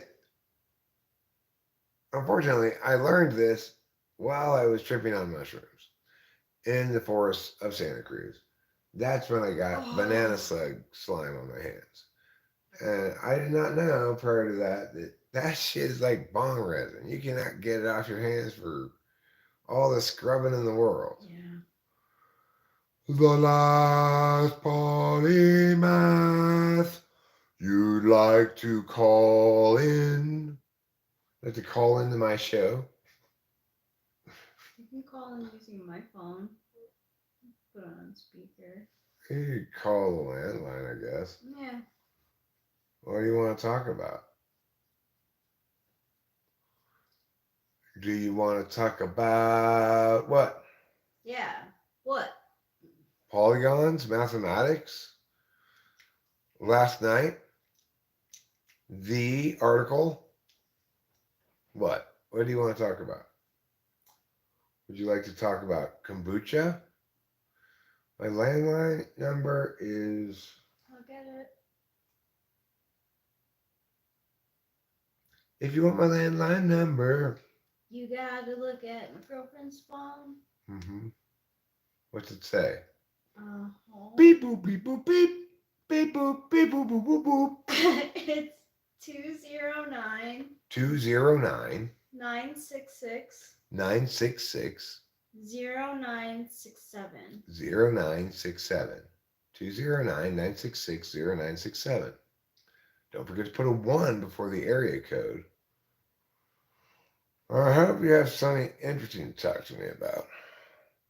If you're just going to call up and say poo poo pee pee, then hello? It's funny, Lou. What is good? Well, eggnog on a cold Christmas morning? What? Can vape? I don't know if this has a speaker. Just any of these words say speaker. It looks like it. Okay, you're on speakerphone. Okay. Can they hear me now? Yes, I can hear you Yeah, fine. they can hear me now. Yeah, for a long time. What's good? What's good? I'm cool, Eric. When have I spoken to you before? It's Kaizo, this guy. What do you think this is? I don't know who it is. I have no idea. Kaizo. Tyler? Kaizo, not Taylor. Kaizo. Kaiser? Yeah, Dr. K. Kaizo. I've never heard of you before. Oh, wow, man. I think your memory is, escaping you. When did I talk to you? Oh, Kaizo. Yeah, that guy. Oh, yeah, I know who you are. Yeah, long time, man. How are you? Well, I moved to Mariposa. I live about 4.5 hours away from Los Angeles now. So I'm no longer in the big city. And we've been having some weather stuff lately. But, a lot of shit's happened since I left to talk to you. What's going on with you? Right now I'm in Africa, actually. Welcome to Nice Africa. there, yeah. Did people say that to you when you got off the plane? Welcome to Africa. Nah, unfortunately, no. They just tried to scam me because they knew I was a foreigner, of like the taxi prices, being quadrupled. Now, Kaizo, Africa is a pretty big continent. You want to be a little more specific as to where you are? Oh, okay. I'm in a country called Kenya, in a city called Nairobi. I see. All around you, everywhere you look, are people running marathons? Yeah, exactly. That's where I was originally from. Yeah, that's tall, skinny, marathon runner. Did you ever consider getting into the marathon running business yourself? Nah, I'm not from that tribe, so I don't have the genetics for it. Oh, I see. Yeah, I've got normal genetics, so I couldn't run more than 5 minutes. Well, you probably could if somebody was chasing you. Okay, true. Obviously, I can weigh in the benefits of escaping some kind of, yeah. But did you just get sick of England or what? Why did you go back to Africa? Okay. There's actually more TE reasons. Okay, rent here is cheaper. I'm paying $110 for a decent apartment. Basically meant I could quit my job as a scientist, I could become a full-time YouTuber, and I could just live off my YouTube funds. That's basically what I'm doing now. And the only downside is you have to live in Africa. Yeah. Things are slower. Culturally, people don't understand TI at all. Everything is more like SE. It's crazy. That's I would say the downturn is I can't really engage culturally with most people. Now, the women, I can because, I don't need to talk to women. But the men, I can't really engage with them in any sort of meaningful ventures. Have you considered hunting some lions together with them? These people, like the Maasai tribe, they've been training hunting lions. If I go there, I'll just get killed and eaten alive. So I'm kind of scared. Are they one of those tribes where the ladies don't wear any shirts? Now they do. It's not a shirt. They have like a little lesso or something. But yeah, they used to be one of those tribes. Okay, because that's one advantage to being in Africa is you've got much greater access to indigenous nudity. But anyway, look, you can't really touch them, so it's not, it's not doing me any benefit either, unless you're in a relationship or something. And I can't be in a relationship with a dusty African.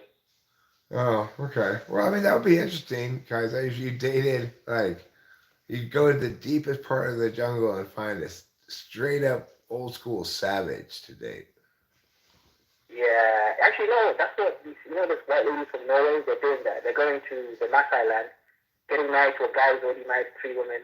They're leaving behind their feminist lives in Norway to do exactly that. So it's actually happening in Kenya. Just type in white woman with Maasai, you'll see it all over the place on YouTube. Really? Yeah. That's on YouTube, you'll see it.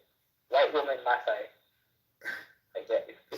So stupid Scandinavian chicks are going to be they're going to be part of the savage's harem, yeah. Oh my God. That's what they want. What? Oh, Jesus. That insanity is so insane. Life, right? That's why I came here exploring I'm sure they don't. Living in the systems are a little bit too much. Over here, I can live as a pseudo-libertarian. Money speaks, or get the capitalist. But you guys are so many rules, laws, much easier. Well, so we both moved. You moved to Africa. I moved to the snow. In Africa, there's hot air and steamy jungles. Where I live, there's snow and pine trees. Oh, snow, wow. So we live in opposite terrains. How's it fun? How do we live in opposite terrains? Because you live in a place where it's hot and steamy, right? In Kenya. I live in a place where it's cold and anti-steamy. Okay, I see. So, that makes sense. But, you should come visit one time, Eric. It'd be good to see you here. I mean, I would be interested in visiting Kenya. I'm a little bit, I'd be sketched out about eating anything while I'm there. But, I'll get you free rent or something, so you can just get your food and transport. Yeah, because do they have a lot of open air markets where meat sits and has flies landing on it and stuff, and then you're supposed to still buy it? Look, someone's right, right? Those are the meat you should buy. If there's no fly, you shouldn't buy that meat. If there's no flies, you shouldn't buy it because it's so bad the flies aren't interested. Is that what you're saying? Exactly, yeah. Because if the flies are interested, it needs fresh meat. If the flies are not interested, it's probably some frozen meat that stayed for 2 years or something. So yeah, no flies needs more fresh. Okay. Do you eat a lot of salted fish that's been transported 3 days by camel from the coast? Unfortunately, the distance is too far from the coast, so we have to go to the coast to eat the fish. What we have is tilapia, which comes from the river Nile. It's like a tribe over here. It's not that nice. The coastal fish is much nicer, the crabs. But I might actually go to the coast and record some videos. I hear that there's ancient Portuguese and Arabian architecture there and stuff. So yeah, I might do it. While you're in Africa, have you considered finding a lost city of gold? Colorado of Africa. Technically, Uganda found $12 trillion worth of gold, which is more than what's currently in circulation, so it's too late. Someone already did. Well, I mean, you should go out and find a place of nobody there in Kenya and just start digging into the ground until you turn up, you know. Hey, I'm gonna look for gold. I'm gonna look for gold near my house because my house is in a place where they used to mine for gold a lot, you know. So Okay. maybe they left some around and they didn't pick it up already. Have you ever found any gold there yet, or you haven't looked Well, up to no, we haven't really had a chance to look for gold yet because we moved into this house 6 weeks ago, and not long thereafter, we got hit by this series of storms that buried us in snow. We got stuck inside the house for like 2 weeks, and we've been dealing with shit like that. So we haven't really had a chance to do any gold prospecting yet. But I'm very confident. Snow this much in March? No, well, this was an historic weather event, is what everybody says. It never gets quite this much snow up here, and it definitely, there were a lot of people who were in the same situation as we were, snowed in for a couple of weeks. We had additionally the issue of our generator didn't work, so when the power was out, we didn't have any power. But we did have propane still. We had heaters, so we were okay. Anyhow, it's been it's the last 6 months or so, or however long, have been very topsy turvy. My dad killed himself in August. My mom died in December. I sold the family home, bought this home up here, moved up here, and so it's been like a crazy since August through now. It's been pretty crazy. Sorry about that. It's okay. It's fine. They were both octogenarians who lived full lives, and that's the best case scenario: is you live until your 80s, and you know, if you're my dad, you live until your 80s, and you still have all your mental capacity, and you shoot yourself when you lose all of your physical capacities.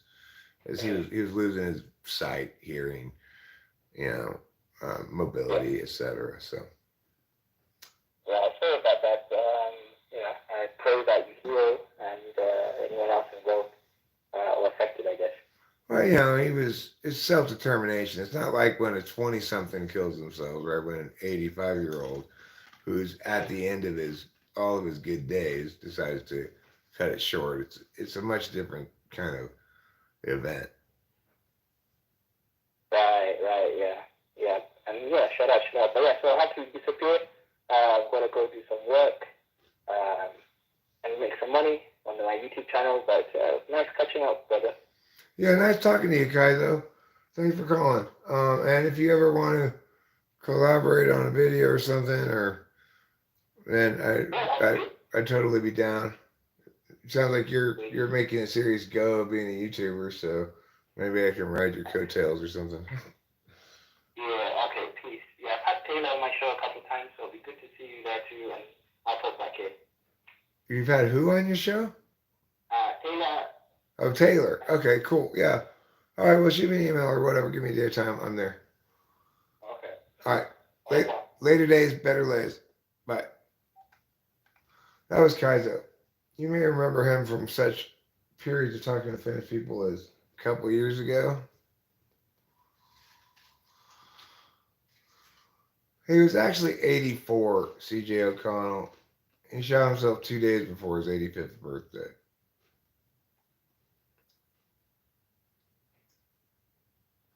And then we got this it's impossibly poetically tragic birthday card from his sister arriving a couple days later saying, well, you made it to 85.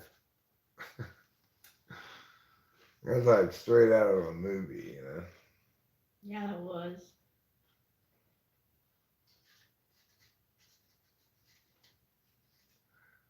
I got a phone call from Africa. I must be important. People from Africa call me. They always say the same thing to me. They always say, welcome to Africa.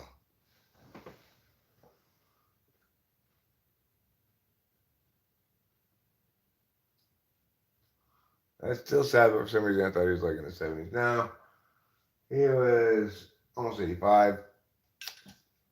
They were 35 when they had me.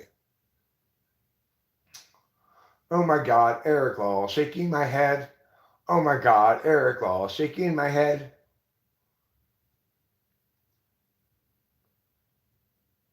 Welcome to Africa. I am the Prime Minister of Kenya.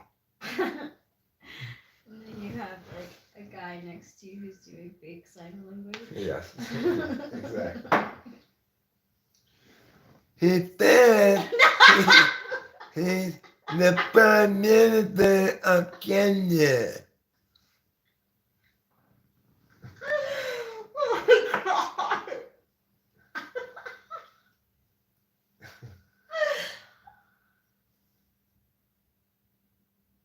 Do you know that hippos are so heavy they can reach the bottom of the river? Wow. Like, they don't have to be heavy to swim to the bottom of the river. You just have to be not over buoyant. Not overly buoyant. Not so buoyant that their powers of swimming are overpowered by their buoyancy, precluding them from swimming to the bottom of the river. But like, can they hang out there? Maybe up there, blah, blah. Oh, are they mammals? Yeah.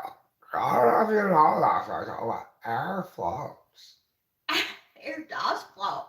That's why when you're doing a dead man float, it's good for you to like puff out your stomach a little bit because it keeps you afloat. Well, it's a misnomer because that man sank. Yes, it is a mouse.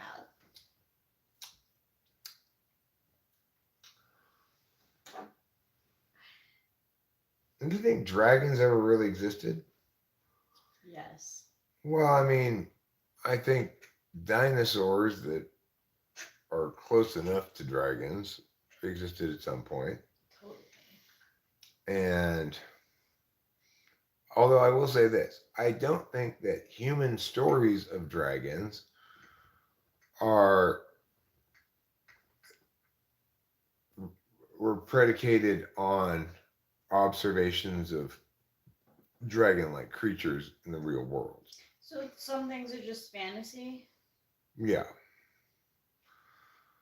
Dragons don't make much sense from an engineering perspective. The closest you can get is like a pterodactyl. When you're talking about a flying That creature, we know of, yeah. if you're talking about a flying creature, you've got three things going on at the same time: total weight, aerodynamicness, and durability. To be like a dragon that can successfully fly, they'd have to have the same hollow bones as other birds, at which point they'd be too fragile to support all that body. So, and also scales are not aerodynamic like feathers are. You're not going to get lift from scales, it's just dead weight. Whereas you're going to get lift from feathers.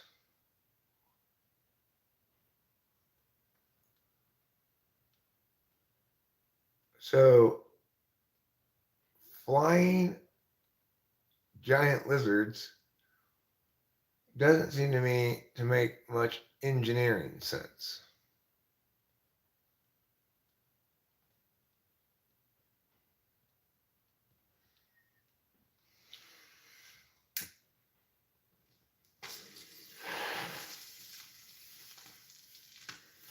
Well, we know that pterodactyls existed, but if you look at how pterodactyls look, they don't look anything like dragons. They look like hang gliders, kind of. Yeah, they were like letters.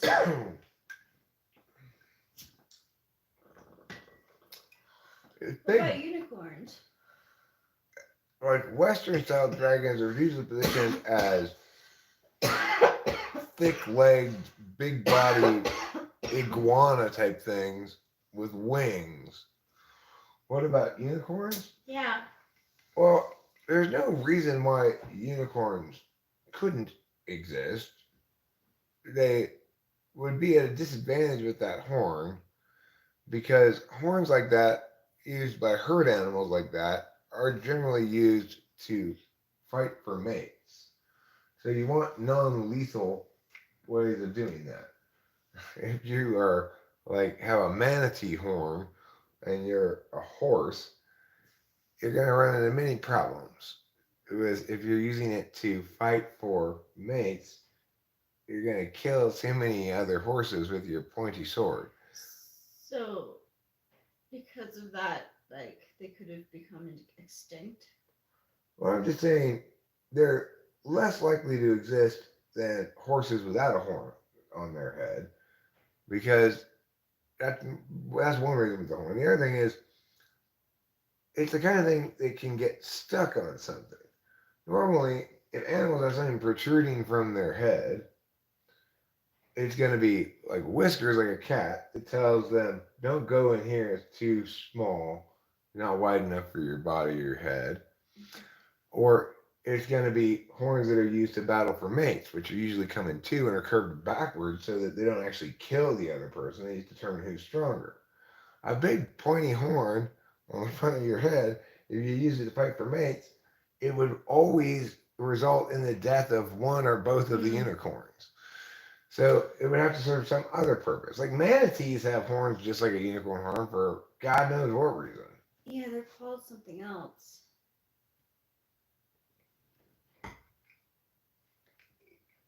The thing is, herbivores don't need killing implements attached to them. Rhinoceroses, well, not manatees. What are those things like called? They have the horns on them. You know, what is that thing called that has a horn on it? Yeah, what is it? It's not a manatee, but it's it's like the Alaskan, it's a narwhals. Narwhals. Yes. I meant narwhals, not manatees. Thank you for the correction, Boba Fett.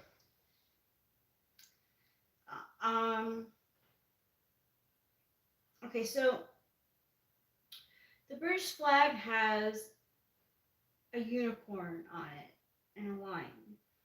So, do you think that the unicorn in the flag, in the British flag, represents like that the land is mystical? Like they want to believe that the land is mystical?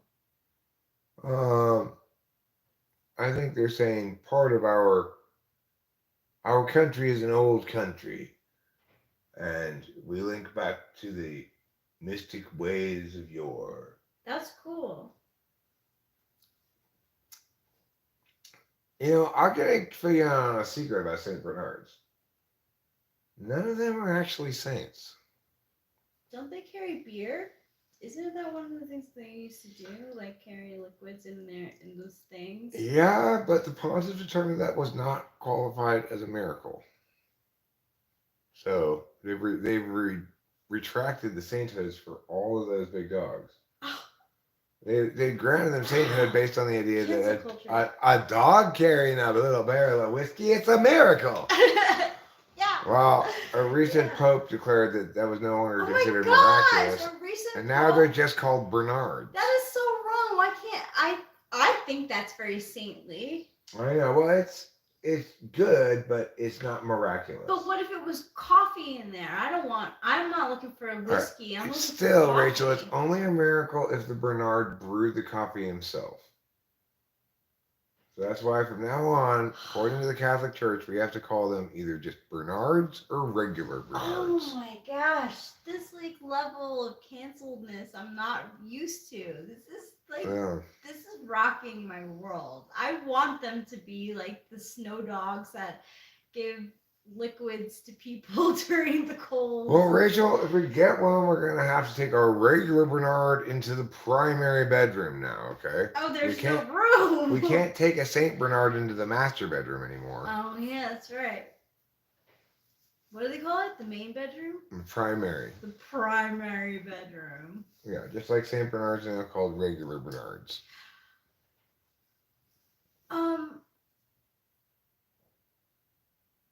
Are those lines up there like Yeah, I think what that is they used a roller this way, and then they didn't clean it up afterwards by going this way. That's what that looks like to me. I Okay. think I'm gonna get this up here too. But the thing is, this is a different shade of white. Like, you can see the white is different right Yeah. there Yeah. where I painted there. So I need to find the right shade of white for this inside before I do any painting in here. Okay. Is there a tertiary bedroom? There's the primary bedroom. The secondary bedroom is the day room. The tertiary bedroom, I guess, is Black room. the black room, and then the inferior bedroom is the blue room.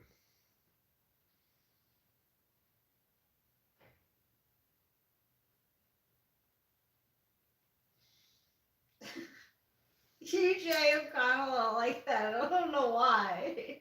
The way that the word primary elicits thoughts of the word primate makes it even more racist than the master bedroom. That's why I now identify all of the bedrooms as slave bedrooms.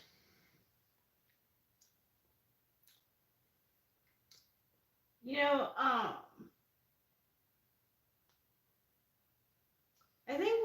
I like to think that cats are my spirit animal. Well, you know what is my spirit animal is the catacorn. It's a cat with a The unicorn. unicorn? horn. Oh my god! The catacorn! They have that! Yeah. And the catacornices is a cat with a unicorn horn and Pegasus wings. That's how I get around town on my catacornices. If somebody won't get out of the way, they're taking too long in the crosswalk, I have my catacornices poke it with its horn. And if I hit a traffic jam, I use my spurs to dig into the haunches of Catacornicus, and it unfurls its white Pegasus wings and we flap away into the sky.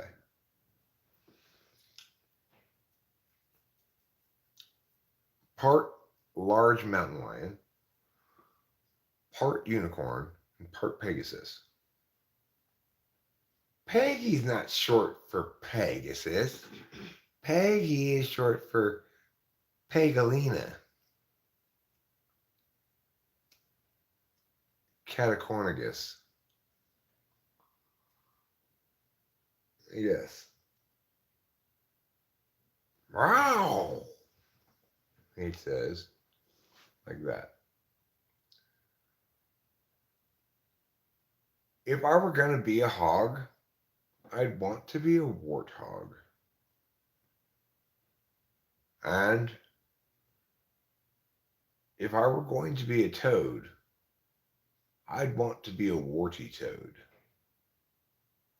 However, since I want neither to be a toad nor a hog, I'll settle for bony. Oh my gosh, I found it. Yay. What did you find? I'll put it on the screen. If I can Okay. get this to... Hindus have flying elephants. I think I found it. Okay, listen, Boba Fett.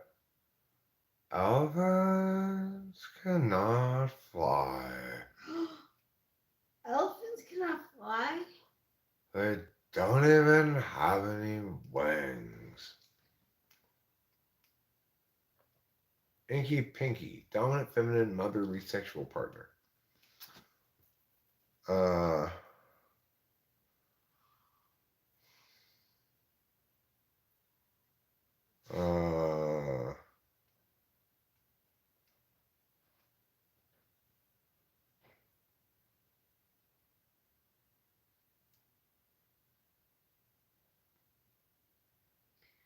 You can find out your primal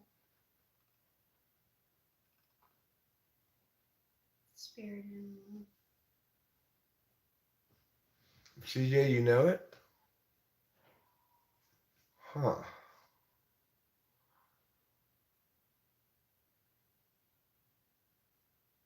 I don't know. Me neither. You got me. A mom dom. Well, that's ink pink. That's not inky pinky. Mom dom is an ink pink.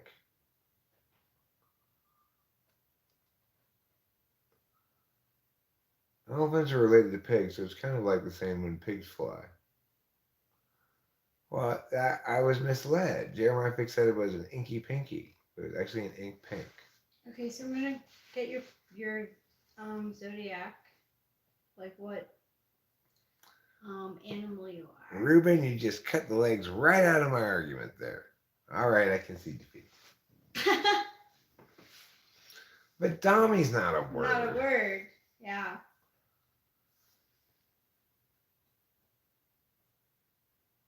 I was thinking, like, You're a wombat. a stretch hurt wet nurse or something like that. I'm a wombat. Yeah. I sure am a wombat. I love taking a wombat when I get home. It just helps me to unwind. Okay.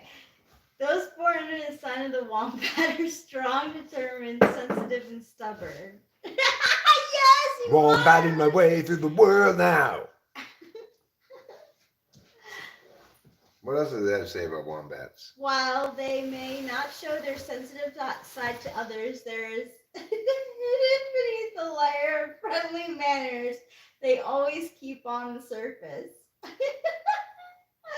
Wombats tend to be rather quiet and unsociable until you get to know them, or rather until they get to know you. Strangers. Members of this sign prefer to be quietly observed until they feel comfortable with the group.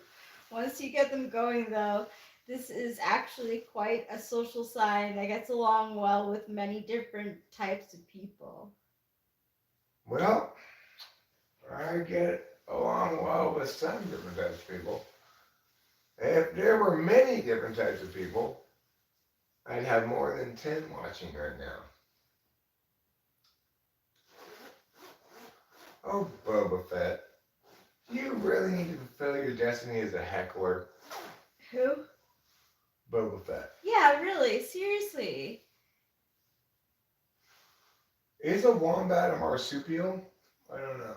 I don't know. Doesn't say. Wombats are smarter, stronger, and more agile than others expect. That's true. This sign can be painfully overindulgent and procrastinating to the point that others wonder how they get by day to day.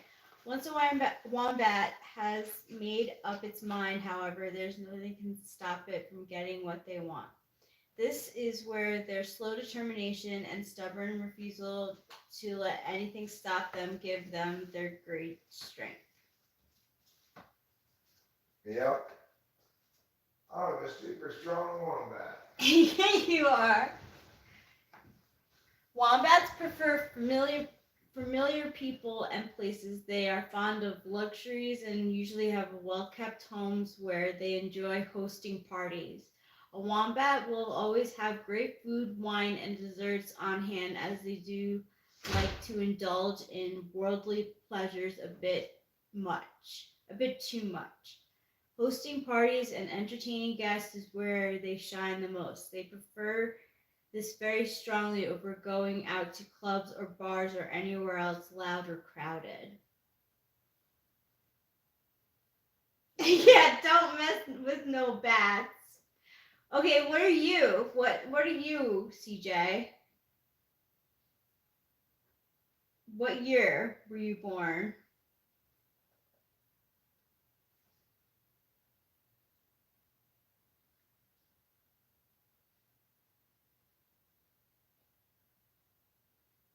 We'll find out mine next. I think I'm an armadillo.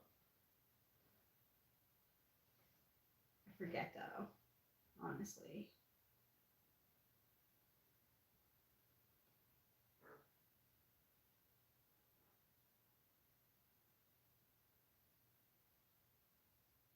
No, not the Chinese year. The year of birth. Like, what year were you born?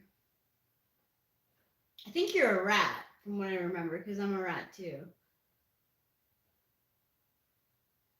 But like, what year? Like, I was born in 1985. What year are you born? Because that's how you find out. That's how you find out.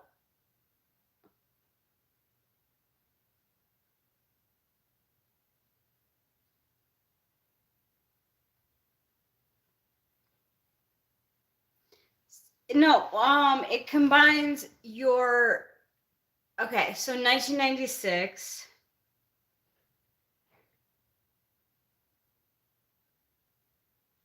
1996, and then when is your birthday? Like, mine's January 16th. What's yours?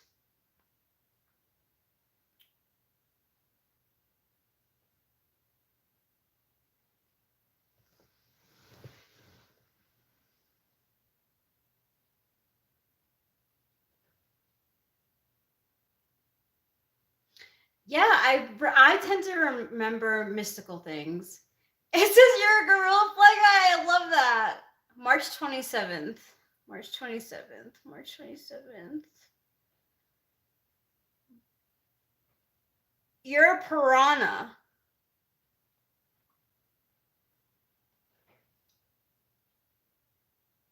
And it says, in nature, the piranha is a small but powerful with razor-sharp teeth and a hunger to consume whatever is foolish enough to get in its way. In human society, members of the piranha primal zodiac sign aren't all that different. They are fearless, aggressive, and get what they want every time.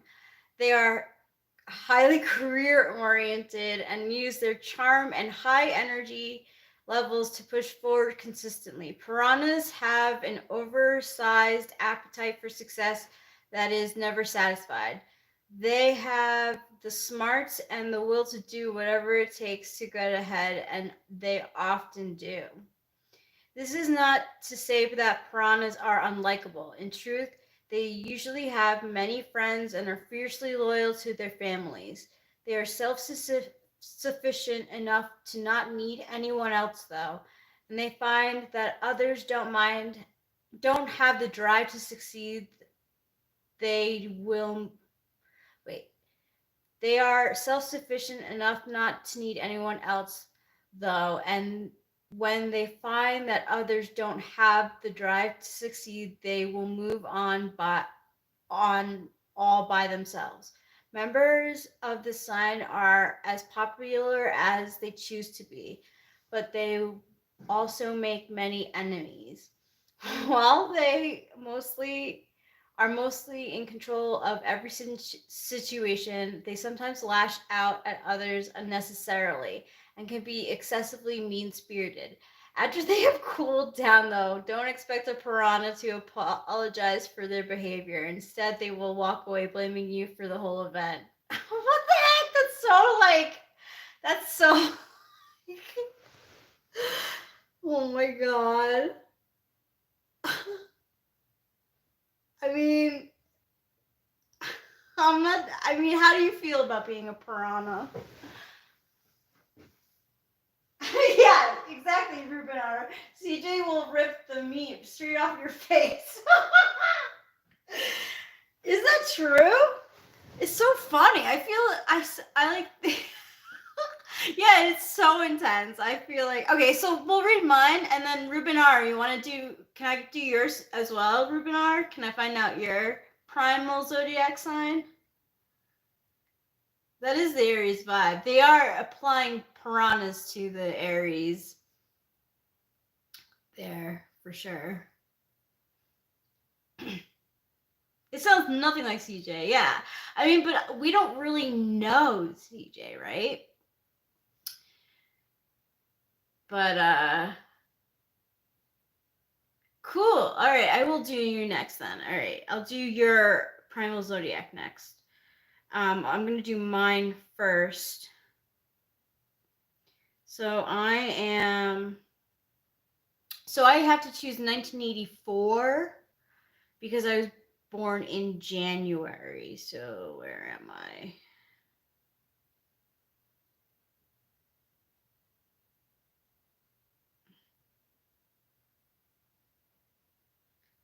I'm an aardvark. What a...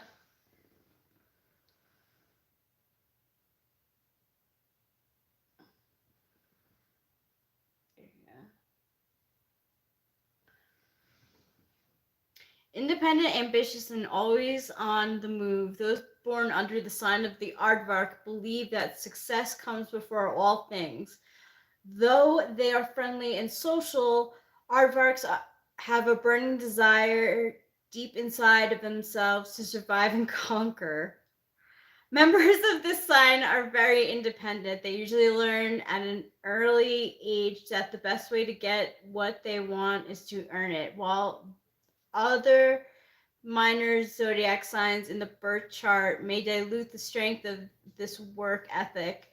It is nonetheless inherent in the consciousness of every aardvark, driven in part by an ambition, part by fear. Those under the sign yearn for financial stability, but at the same time are more comfortable taking risks than many of their peers. Overall, this combination, Capricorn in the year of the rat, is typically a very good one. The rat keeps Capricorn socially aware, and Capricorn gives the rat an outlet for all of its otherwise nervous energy. When balanced, the sign of the aardvark becomes the sign of the quick-witted ambition, drive with purpose, and an unstoppable work ethic. When unbalanced, though, aardvarks can be workaholics driven by the fear of failure, or hermits who see the world as both a threat to their well-being and an enemy to be conquered. Aardvarks do the best when they can integrate themselves and their goals with their surroundings and succeed from inside the structured and social environment. Oh my gosh, there's a lot about the aardvark. I'm going to stop there. Aardvarks are just sloths with accessories. So that's what I am. Do I appear like a sloth with accessories? Yeah. Thank do. you. I like sloths. Why don't you come outside? Let's have long grips on the deck. Okay. You might want to put on a jacket. I did promise Rubenar I would find out his primal zodiac. Okay. I won't read it, but I'll tell him what it is. It's you're a titmouse. A titmouse. Yeah. The titmouse is one of the most noble and timid of all of the creatures in the zodiac. Fond of both tits and cheese, the titmouse is named a titmouse because its fondness for tits is what differentiates it from other mice, not cheese.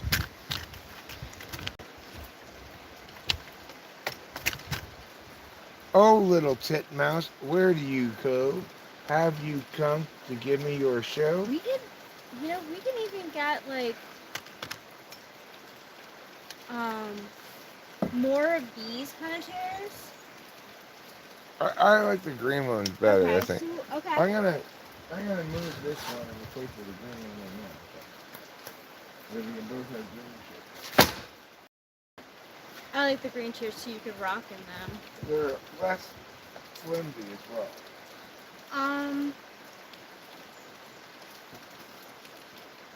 Now, as usual, it's important to do work in the snow in flip-flops and socks. The only way to properly deal with anything in the snow. Here we go. Come on, chair. You're coming with me. Go. Oh, now Acacia wants me to find out hers. I'll find it out. Okay, September 8th, 1988. Okay.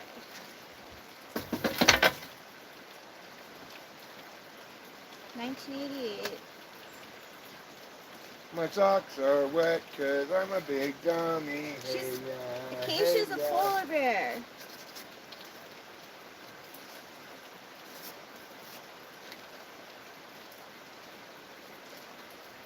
As emotionally cold as death itself, the polar bear is the worst of all the animals you can get.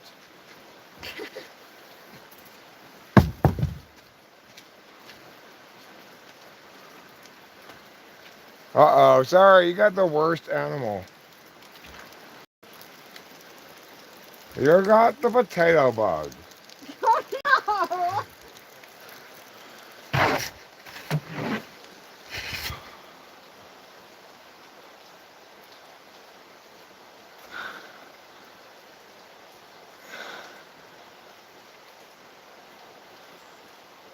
no! Okay.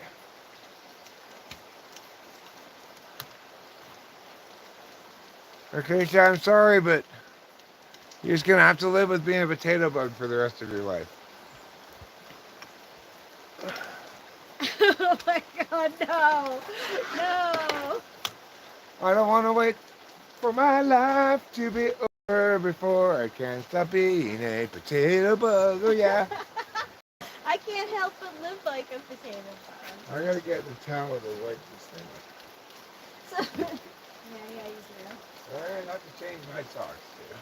Oh, really? Well, they're entirely ridiculous. I'm gonna change my shoes too. Ooh. Oh, I remember.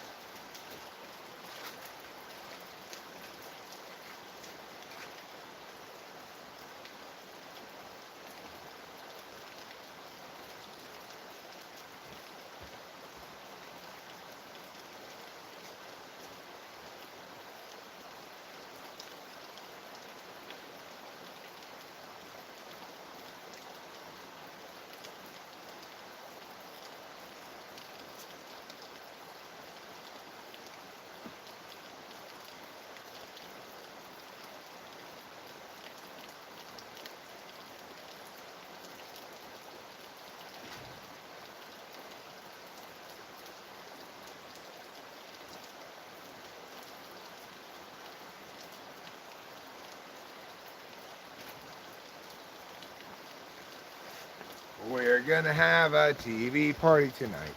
All right. We've got nothing better to do than watch TV and have a couple of brews. We're gonna have a TV party tonight. All right. Fantasy Island. Falcon's Crest. All right. Put this towel right here. I'll grab my battery, which came detached when I thoughtlessly yanked away at my tripod. And I'll saddle in here.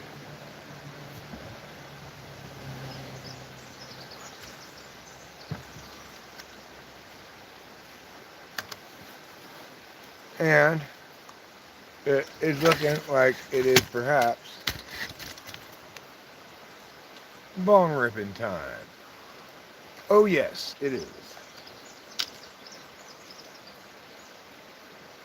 First, remove from the jar a nug of plant material. Next, ensmollen the nug by breaking it. After ensmollening the nug, you're going to want to place it in the bowl right here.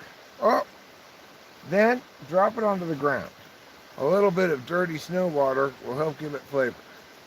Then replace it into the circle part right there. That's right. Today you're getting personal lessons from Eric on how to pull a bong rip. Next, shake up your mat. You gotta shake up this mat because it's so old. If you have a newer mat, you might not have to shake it up. Once you get it ignited with the help of a lighter, place this circle part on top to your lips as though giving it a kiss. Don't actually kiss it though, and especially don't use tongue. Here we go. Now, applying the fire to the plant material will enable you to turn this nug of plant into a bong rip.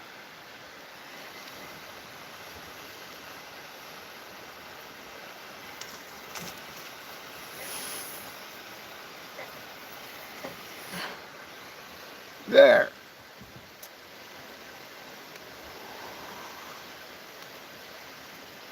Doesn't that feel better? It does. With the proper technique, you too can enjoy a fine bong rip in the woods. Well, with the proper technique in some woods, you too can enjoy a fine bong rip in the woods. You're welcome, Ruben R. You are welcome. I love a man who loves to learn. And you are a man who loves to learn. You love to learn about bong rips, about decks, about sitting on decks and pulling bong rips, about chairs, you know, everything. Everything.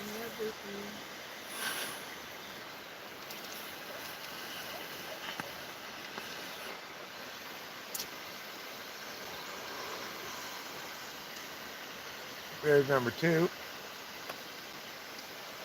You want ideally to, if you've got smokable weed like we got now, to pull a minimum of 2 bong rips per sitting.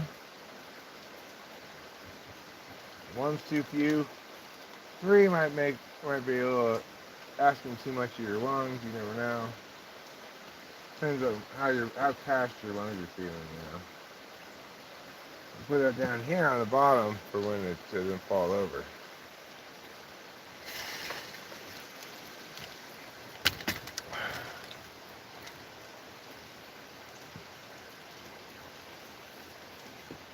Well, here we are, out on the deck.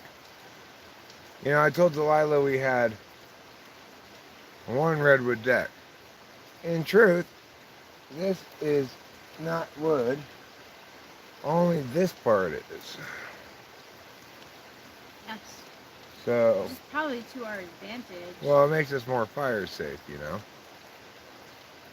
The decking planks and the top plank of the fence part are made out of fire resistant artificial deck planking material. But this little fence part here, this part all here, this is actually wood. So, probably this stuff that they use as the deck planks here is additionally less prone to warping and lighter, is my guess as to why they used it there. But I don't know. What do I look like? An expert on decks? If you think I look like an expert on decks, you might not be wrong. I may look like one. I'm not sure what deck experts look like. But your heuristic will have misled you because I'm not an expert on decks.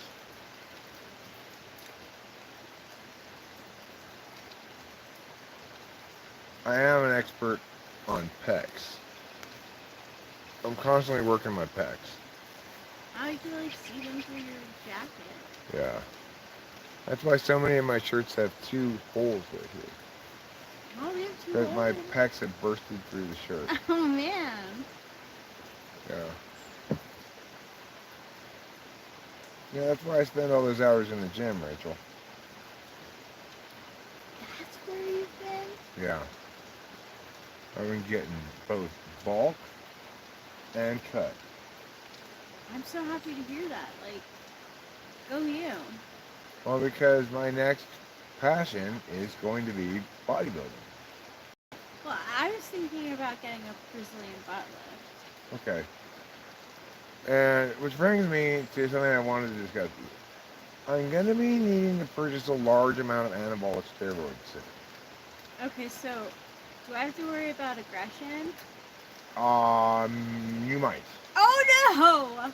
What I would Once you see suggest. my BBL, you'll be like, damn, I don't need to be angry. Well, here's what I'm going to suggest. We keep on hand a fairly large amount of liquid estrogen.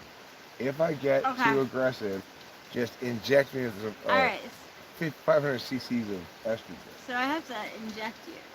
Yeah, just sneak up behind me and inject it into my butt, the estrogen. And I'll go from rah to, oh my gosh, that's so adorable.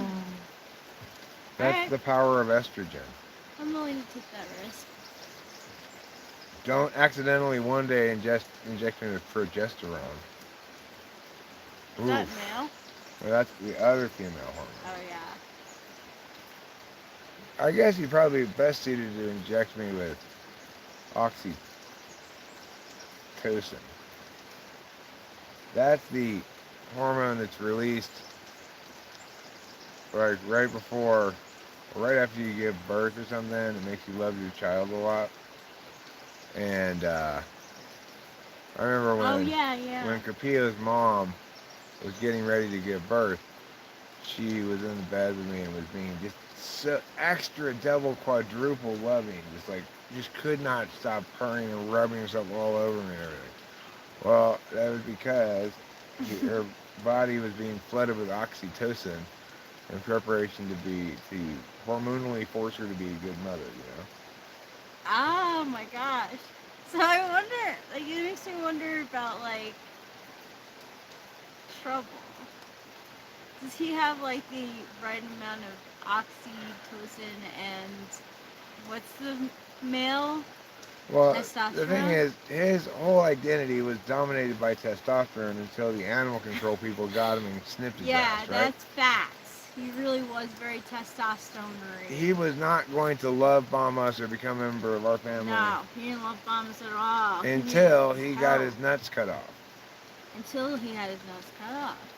And this, honestly, like, if you can use our example of having a cat who was a tomcat and then got snipped and became this, like, loving animal, if you could use that example to encourage people to get their cat snipped, then that's wonderful, because they should be. You know what's funny, Rachel?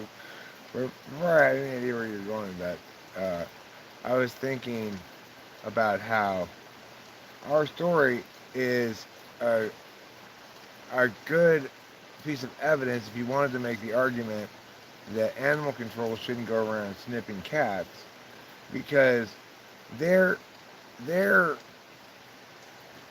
arbitrarily determined action ended up costing us a lot of money. We ended up taking on the cat, yeah. And he was expensive to vaccinate, yada yada yada yeah, yada he's yada. been expensive. He's a very... There are unintended outcomes to people's, actions that they never even think about. In this instance, I don't care. Rachel and I obviously would prefer the status quo over a reality in which trouble is not part of our family, Yeah. even though their decision to snip his balls off just sent him into astronomical levels of troublemaking. Astronomical levels of troublemaking. I feel like the parent who, you know, like maybe who has the cute boy in school's parent who is known for creating a lot of trouble.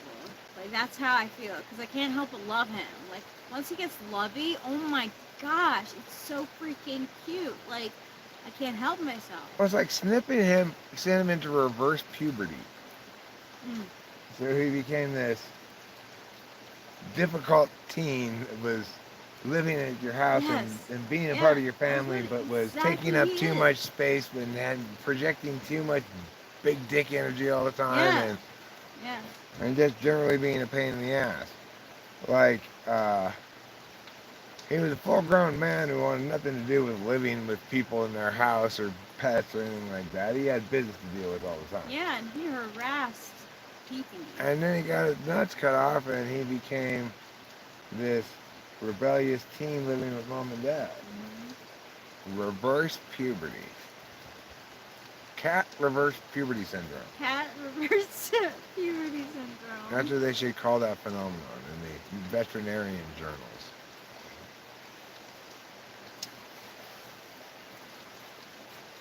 Is there something wrong with you, Eric? Oh, it's not that big of a deal. I just have cat reverse puberty syndrome.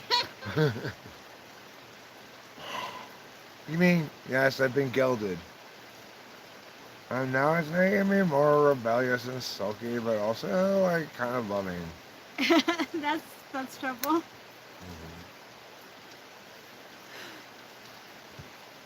So I found out that he likes to get pet underneath his like jawline. He right away. Like when I pet him on his head, sometimes he'll go like this. But when I go for his underneath his chin, he's like, oh yeah, you can continue that. You see that tree over there, a little bit that tree over there, and that tree. The moss on all of them is on the north side of the tree. Oh, where? Well, you can't, obviously north is that way, so it's just, you can see it like on that tree right across, right? Yes, that's north. Yeah, and you can see a little bit of the edge of it on this tree that doesn't have any leaves on it over there, that dead tree. Yes. I'm worried a little bit about the leaning tower of trees over here. Yeah. It's Oh, leaning yeah. into a big mama. We have one tree here that's the big mama. It's the tallest tree in the sky. It's a different kind of tree than the trees around it. I don't know what kind of tree it is, but it's very tall.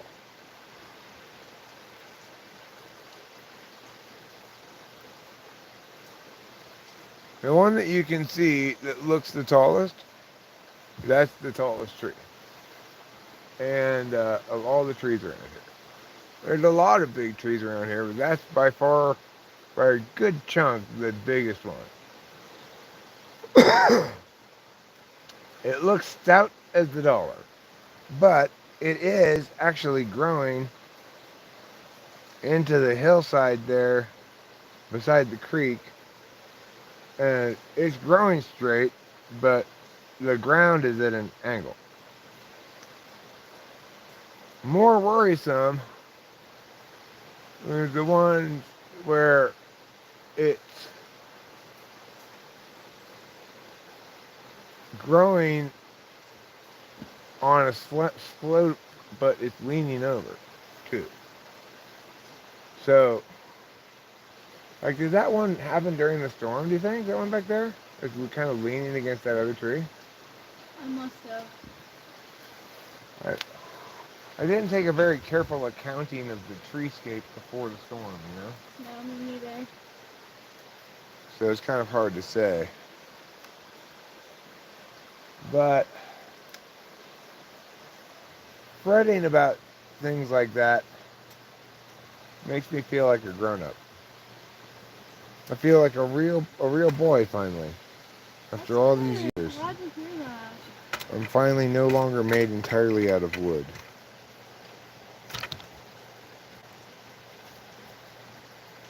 Geppetto has used a staple gun and stapled some meat onto my wooden frame. I admittingly get a little bit overwhelmed. Like, By Pinocchio's lies? yeah. Who can blame you? Pinocchio is a compulsive liar. That's why his wooden nose keeps growing and growing. It's the same reason why trees grow. All things made out of wood are induced to grow by lying. So, if you are a tree and you continue to grow, does that make you, and all things that, A big liar. yeah. Yeah. So trees are big liars. Honest trees are squat. Honest trees are bushes. Honest trees are bushes. Honest trees are bushes. So, Keep that in mind, guys. Honest trees are bushes. If you're around a lot of trees, get ready for some whispering in the faraway nethers. yeah. The whispering of the aspen trees. Yes, the whispering of the aspen Telling you trees. sweet little lies as you lie down to sleep, only to invite Sasquatch over to trash your cabin as soon as you go on your hike the next day. Gee, Sasquatch, what's up with that? Well, it's the aspen trees. They're lying with their they're whispering lying, leaves. so he gets mad at their lying? No, he believes them, and then they betray him by inviting Sasquatch over to trash his cabin. The aspen trees. Oh, the aspen trees. Yeah. They're in cahoots with Sasquatch? Well, they're in cahoots with a lot of different parties, a lot of questionable Oh. parties. There's been a lot of evidence linking aspen trees to some of the biggest Mexican drug cartels. Yep. He always painted the picture as in like a hot area.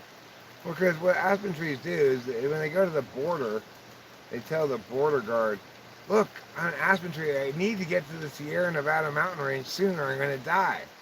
And the border guy's like, oh, hurry, hurry. And then, really, they have their squirrel hole stuffed with illegal narcotics, including things like cocaine and drugs.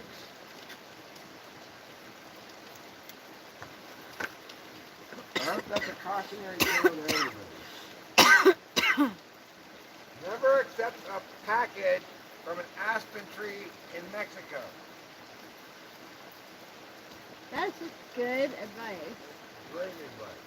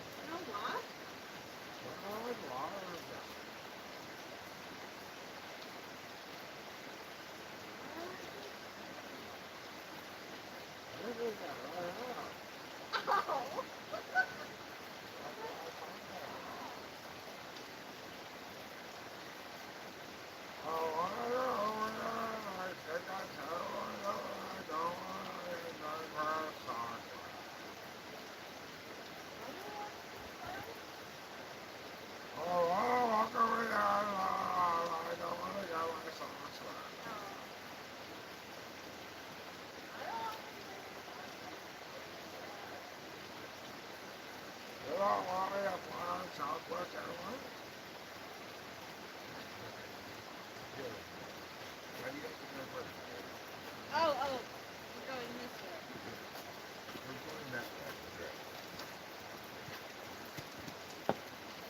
We're going back to this lovely sitting spot where our guests are on the telephone. Well, I guess we should go into town. We need to get a couple things, and there's some other reason. Oh yeah, maybe you get even a guitar. I might just get a guitar. I need a new guitar. That's My fingers are pretty so exciting. fingers I are so like when- sore from playing that difficult guitar. I think I just might have to get I one. like it. I like it. I mean, treat yourself, right? Well, this is the thing. I'm not being too treaty splurgy or whatever because it's been ages since I've gotten a guitar. I have a genuine need to have something other than the shitty acoustic guitar to play. And Well, it's time. yeah, it's time, I think. If they're open and there's something I like, I'll grab it today. I might have to get a small amp too.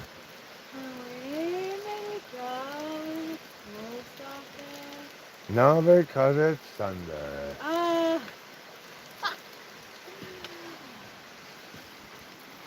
The post office isn't even open on Sunday.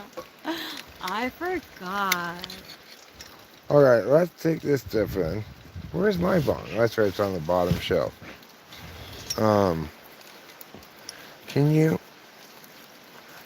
Can you hand me my bong? Put it in my hand so I can take it along with me back inside. Where is it? It's down to the left.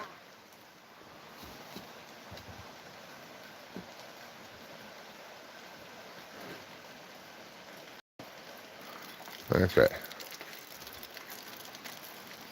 You could just hand it to me and I'll carry it. See, I can do that. And 1, 2, 3, I can open the door to the laundry room more. Then we need it open to enter. Okay. We're going back inside now. You may remember this from earlier in the stream when we were inside the house. Yep. It's inside. The trees whisper, let them come closer.